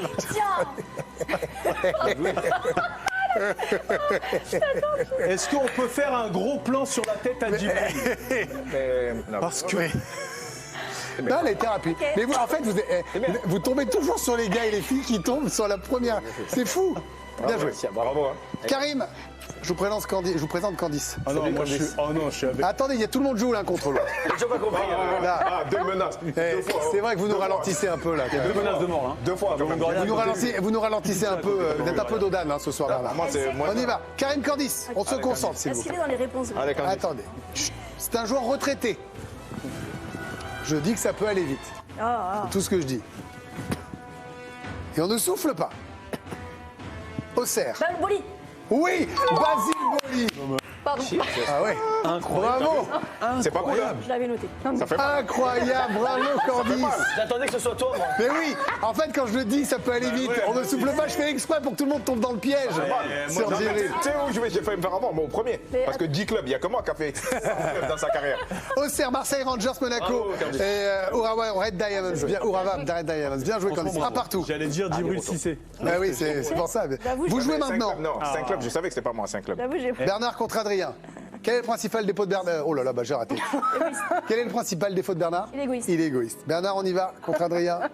On y va. Joueur retraité. Il a démarré sa carrière à Clermont. Diarra. Non, il ne pouvait plus jouer. Puis il est allé à Nantes. Puis au Paris Saint-Germain. Et fin de carrière à Rennes, Adrien Corouble. Sylvain Armand. Sylvain Armand, bien joué.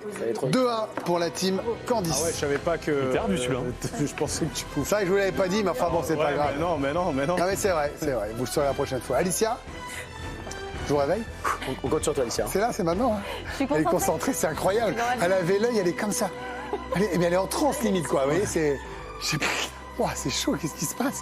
Contre Candice. Très bien. Candice, Alicia, joueur en activité. Il a brillé lors d'un classico. Début de carrière au Havre. Mandanda. Oui, Steve Mandanda, bien joué. Marseille, Crystal Palace, Marseille et Rennes. 27 classicos pour Steve Mandanda, c'est un record. Moi j'applaudis. 2-2.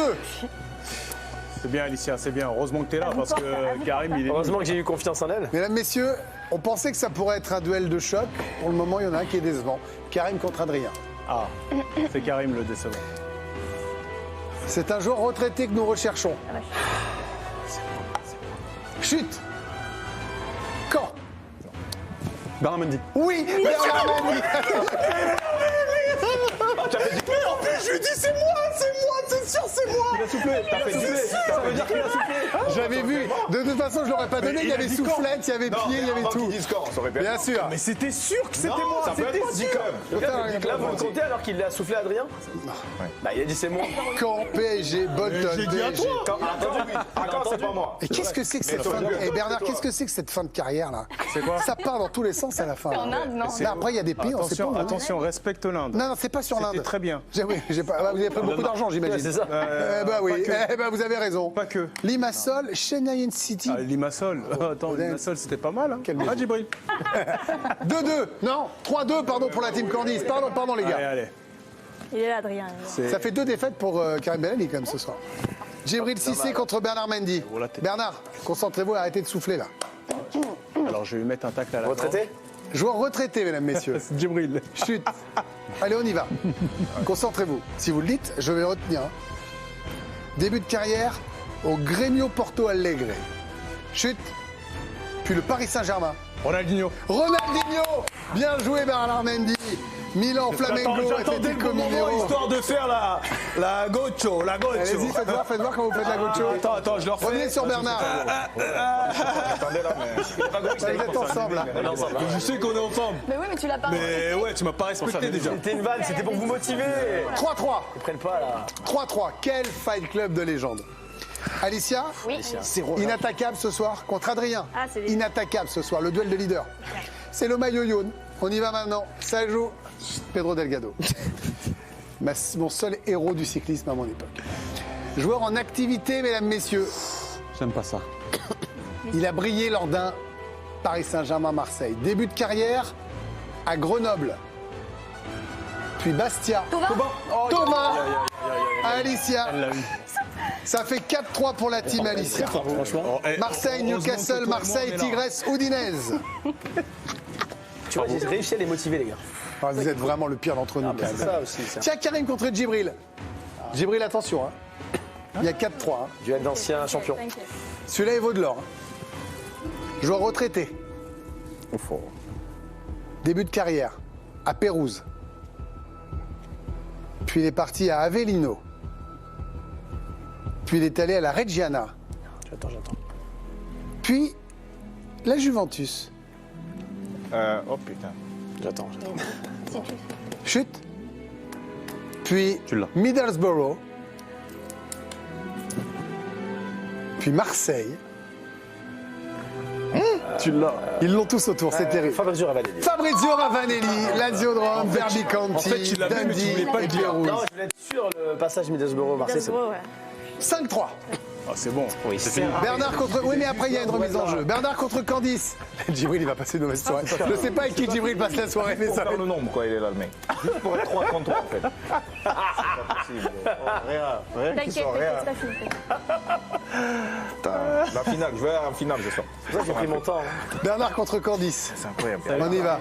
Le déçois. Joueur retraité, il a brillé lors d'un classico. Début de carrière à Santa Clara. Puis Operario. Puis Angrense. Moi, je ne sais pas le prononcer. Puis Miquense. Pas prononcé qu'on ne me veuille pas. Mais là, après, c'est là que vous connaissez ces clubs. Estoril. Bien sûr. Salamanque. Deportivo La Corogne. Bordeaux. Sérieux? Paris Saint-Germain? Paoletta. Mais oui, Pedro, Miguel, Rezanetti, Paoletta. Et j'attendais que tu vois, j'attendais qu'elle fasse un Alors, ça nous fait... Qu'est-ce que... Non, ça fait ça? Ça fait ça? Ça fait 6-3. Je pose la question à la capitaine. Non. Alicia, est-ce qu'on remet en jeu cette victoire? Évidemment. Évidemment, mesdames, messieurs, c'est l'heure du super duel. Bernard, sur le super duel, la réponse donnée par l'équipe engage l'équipe, mais on ne peut pas se concerter. Donc je ne dis rien. Mais je. Si vous avez la bonne réponse, vous êtes certain, vous le dites. Si vous vous trompez, c'est perdu.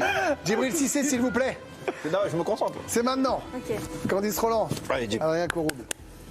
Alicia Dobi. J'ai rien dit tout le monde comme ça. Ah, Mélanie. Voilà. Il a brillé lors d'un classico. Oh là. Joueur en activité. Activité. Oh là là. Activité. Début de carrière. Mais vous comprenez pourquoi je dis en activité. Parce qu'il... Marseille.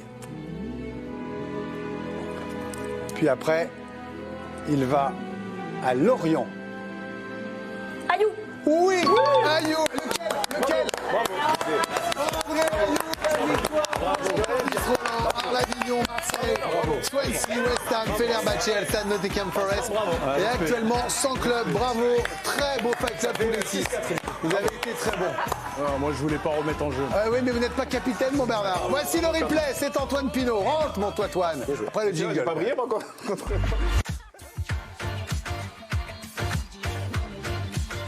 C'est vrai que Jim, il a fait un peu le nombre ce soir. Là, c'est vers écran.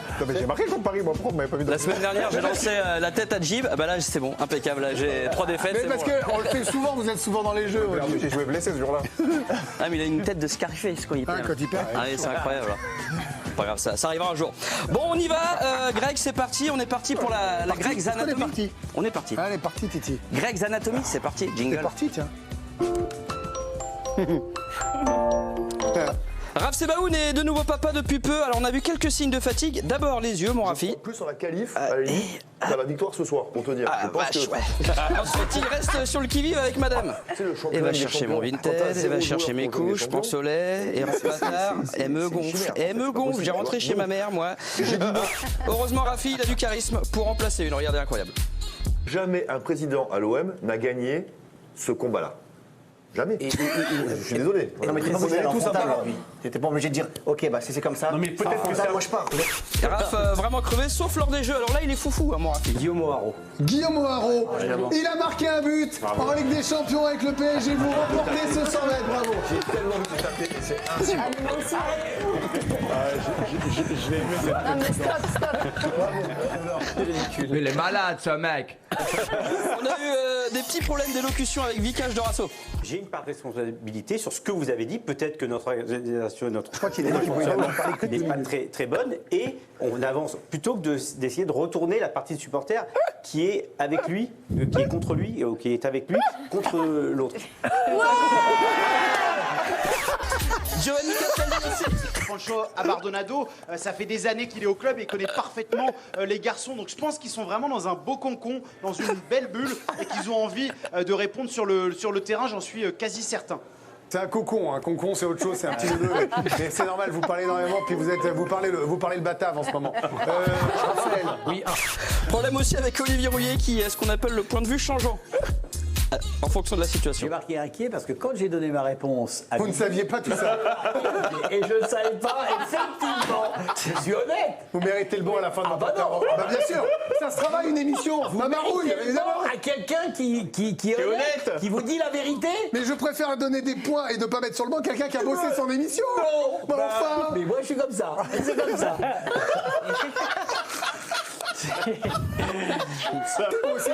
Bon bah du coup je vous interroge pas. Est-ce qu'on fait? On joue tout de suite, on va pas s'emmerder à parler de foot. Bah oui, c'est clair. Et puis Greg, l'hôpital est grand, on peut pas connaître tous les services comme Olivier Ménard dans l'équipe de choc. J'ai pas lu le truc parce que je suis en train de lire le bouquin de Didier Roustan que je reçois. Qui est aussi long que ses interventions ou pas? Ça peut être intéressant quand même. T'as déjà regardé l'équipe de choc ou pas? Très rapidement. D'accord, merci. Non, mais je sais pas. Il fait ça comme ça en même temps. Je travaille, je regarde comme ça un petit peu, mais voilà. Tu connais peut-être le jeu des tirs au but? Non. Bah jingle déjà, puis après on t'explique. T'as gagné. Non, pointé, pas une. Non, ça m'intéresse pas surtout. C'était surtout ça. C'est que des balles réelles, c'est un truc de fou. Et je précise que tout le monde s'entend bien, ce qui est rare au sein d'une chaîne. Ben on le prouve. Hein. À 2-3 exceptions près, quoi. Je veux dire, bon, non. C'est de l'amour, hein, finalement. Magnifique. Exactement. Allez, on va revenir sur les sujets de la semaine. C'est parti. Oui. Tintin Castaldi en duplex de partout cette semaine. Alors Joe, il a un truc. Il se marre, Joe.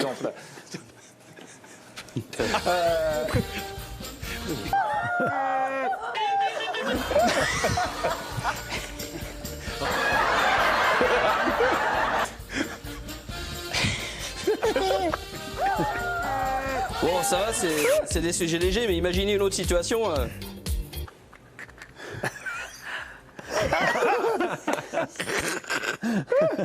Giovanni, nous sommes à l'antenne. Oui, le meurtre. Le joueur qui a pris en grippe le joueur du PSG. Carlos Soler. Mais il arrête, mais à coup pas, fini, stop. On arrête de critiquer. Giovanni, faites quand même attention. Gardez les barrières au cas où la famille de Carlos Soler arriverait derrière vous. C'est pas mal d'avoir les barrières derrière. Gardez ça quand même. Parce que là, voilà, vous êtes en forme, Giovanni. On vous aime pour ça aussi. Oui, c'était pas sympa. Bah non, mais c'est pas sympa, c'est le jeu. C'était peut-être un peu excessif. Ouais, 2 secondes plus tard. Mais il a été abominable, j'y peux rien. Le PSG toujours avec vous, Greg. Vous avez balancé une info qui, mine de rien, n'est pas si bête. Ce qui me fait dire que le Paris Saint-Germain va normalement gagner ce match. Donc en gros, Paris va marquer plus de buts que Dortmund. Je pense. Après, si je résume, gagne, c'est un peu ça. Hein, je non mais après, il y a Marquinhos qui. On a parlé de la crise à Marseille avec notre correspondant Mathieu Grégoire. Déjà, il y a eu cette annonce aux joueurs de Marcelino qui leur a dit de manière un peu abrupte « Je m'en vais », c'est bien ça?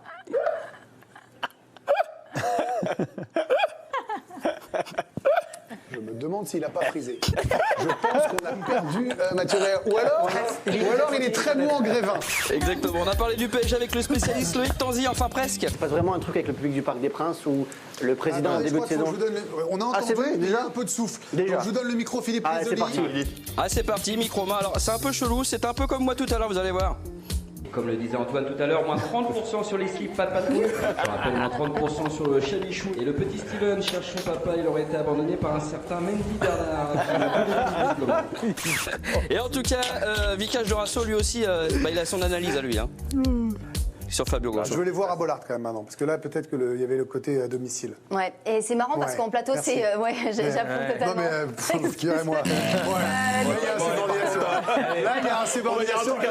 Là je vais vous dire, là il y a totale insubordination de l'œil. Oui, que toujours ça m'intéresse. Voilà, c'est ça.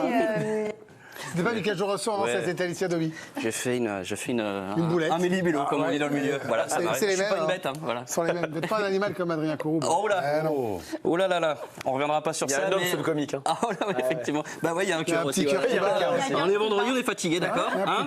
Moi, j'ai des trucs à payer toutes les semaines. Bon, allez, bref. Je me calme parce que je m'énerve. Allez, on termine avec les stats de la chaîne L'équipe. C'est parti, on y va. Allez, on commence avec le chiffre 1. Le courage de Samuel Olivier hier face à Jérôme Alonso. On fait souvent passer Dortmund pour une équipe de pimpin là depuis hier soir. Regarde, c'est faible. Hein. Non, mais c'était une équipe plus faible que Jérôme Alonso. Pardon, autant pour moi. Non, mais c'est pas grave, moi c'est parti du débat. Vas-y. Il y a bien voir, Ouais, Samuel, il a pas pris peur pour autant, attention. Il y a quelques bémols évidemment, et Jérôme en a cité quelques-uns. Son intervention était absolument parfaite. C'est vrai qu'il a impressionnant, puis il a des pognes, mon vieux, faut pas que il a des mains, regardez son neveu, c'est pire, je crois. Ah ouais, à sa part, ça pique. Hein. 2 comme la deuxième solution d'Olivier Bossard pour gagner au jeu. Alors il en manque de confiance, ou nul, hein, selon les versions. Alors il a tenté un truc là. Personne ne dit Mbappé. Ça pique, allez-y. Alors je vais dire Benzema. Vous me faites rire. Non, mais non. C'est bon, 17 chances. Le nombre 1000 en kilomètres, la vitesse de la balle prise par Kevin Gourdon, spécialiste rugby hier dans l'équipe de choc avec France. Merci Erwan, t'as des bons invités en tout cas dans ton émission. Ce serait bien que tu nous en prêtes un peu. C'est vrai. Parce que nous on a Kevin Gourdon. C'est quand même La balle perdue. Il faut la frapper, c'est la frapper là. Non parce que j'ai besoin de toi. J'ai besoin de toi pour le jeu. Reste. Tiens, en parlant de blague, on a une vanne à l'européenne de vous Greg, hier soir avec Alicia. Ça va. Super. Hop là. Oula. Non, on s'est eu. Non, mais on n'y arrive pas, bon. Oh voilà, mais c'est... Comment ça? Comment? Les poules et il est check. On va travailler un check pour lundi, d'accord? On a une autre check là en attendant. Non. C'est d'une finesse, vous avez vu ça? Il bosse là-haut, ça bosse. Hein. Ouais, et en parlant de lancement, Candice Roland, je vous le dis, je suis fan. Dans ce stade, Sanchez Pizjuan, demain ce sera muy caliente. Candice, je suis désolée, je comprends pas qu'ils aient pas envie de parler de ce sujet avec vous parce que vraiment vous avez tout prévu, les accessoires. Zaman, c'est la faute à qui? Heureusement, Attendez, qu'est-ce que je viens d'entendre là?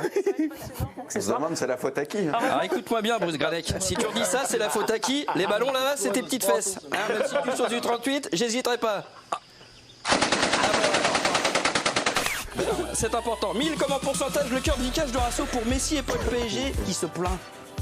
Qui est dans la plus belle ville du monde, il touche 30 bars par an et le club se met en 4 pour lui et derrière, par contre j'étais malheureux. Vous pouvez aller voir les supporters à la fin des matchs. Les très riches ont le droit de souffrir des... Oui. Et puis grosse émission hier avec Olivier Rouillet en roue libre dès le début. Bonsoir Olivier Rouillet. Bonsoir. Vous n'avez pas les compliments? Non, si, ça va, c'est bien. À vos côtés, Raphaël Seboun. Bonsoir Raphaël. Et Raphaël a trouvé un sosie pour vous. Vous savez le papy dans là-haut, là, le Disney Pixar, c'est le même.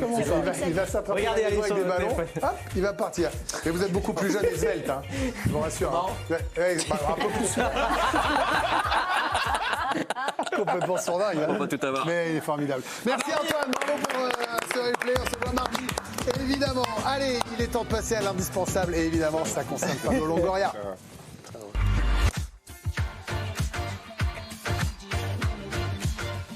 Pablo Longoria qui reste le président de l'Olympique de Marseille. On l'a vécu direct tout à l'heure dans l'équipe de Greg. On réécoute un moment important. Est-ce qu'on a le son, Benoît Pérez, mon chef d'édition? On l'a. Alors on y va. On profite de Pablo Longoria qui nous dit qu'il reste président de l'OM. Et j'ai décidé de poursuivre ma mission de président de l'Olympique de Marseille. Je serai à Paris dimanche. Voilà, et merci à Nicolas Chebriand qui s'est rendu sur place et qui nous a permis d'obtenir cette image et ce son. J'avais promis que je le ferais. Alicia, vous êtes sur le banc. Vous êtes dissipés, on vous entend rigoler. Ça rigole, ça couine, ça chiale. Et Karim Benani, vous rigolez. Non, j'ai besoin de vous pour ça. Allez, Alicia, hop, j'avais promis sur le banc. Karim Benani, tour de table pour terminer. Pablo Longoria qui reste président de l'OM. Est-ce que c'est une bonne nouvelle pour l'OM cette saison? Je parle de sportif. C'est la meilleure nouvelle qui puisse venir aux oreilles des Marseillais, des supporters de l'OM, des suiveurs de l'OM. Longoria a transformé ce club sportivement depuis 2-3 ans et il est en train de le faire de manière extra-sportive et c'est assez fort. Merci à tous les 6 d'avoir été avec nous. Merci Adrien. Merci Djibril, merci Candice, merci Bernard, merci Karim. Merci Alicia. Bonne soirée, bon week-end l'œil. Et évidemment ce soir, l'équipe du soir pour débriefer ce match Monaco-Nice. Olivier Ménard et toute son équipe. Bon week-end de sport sur la chaîne L'équipe. On revient lundi à 18h30. Salut.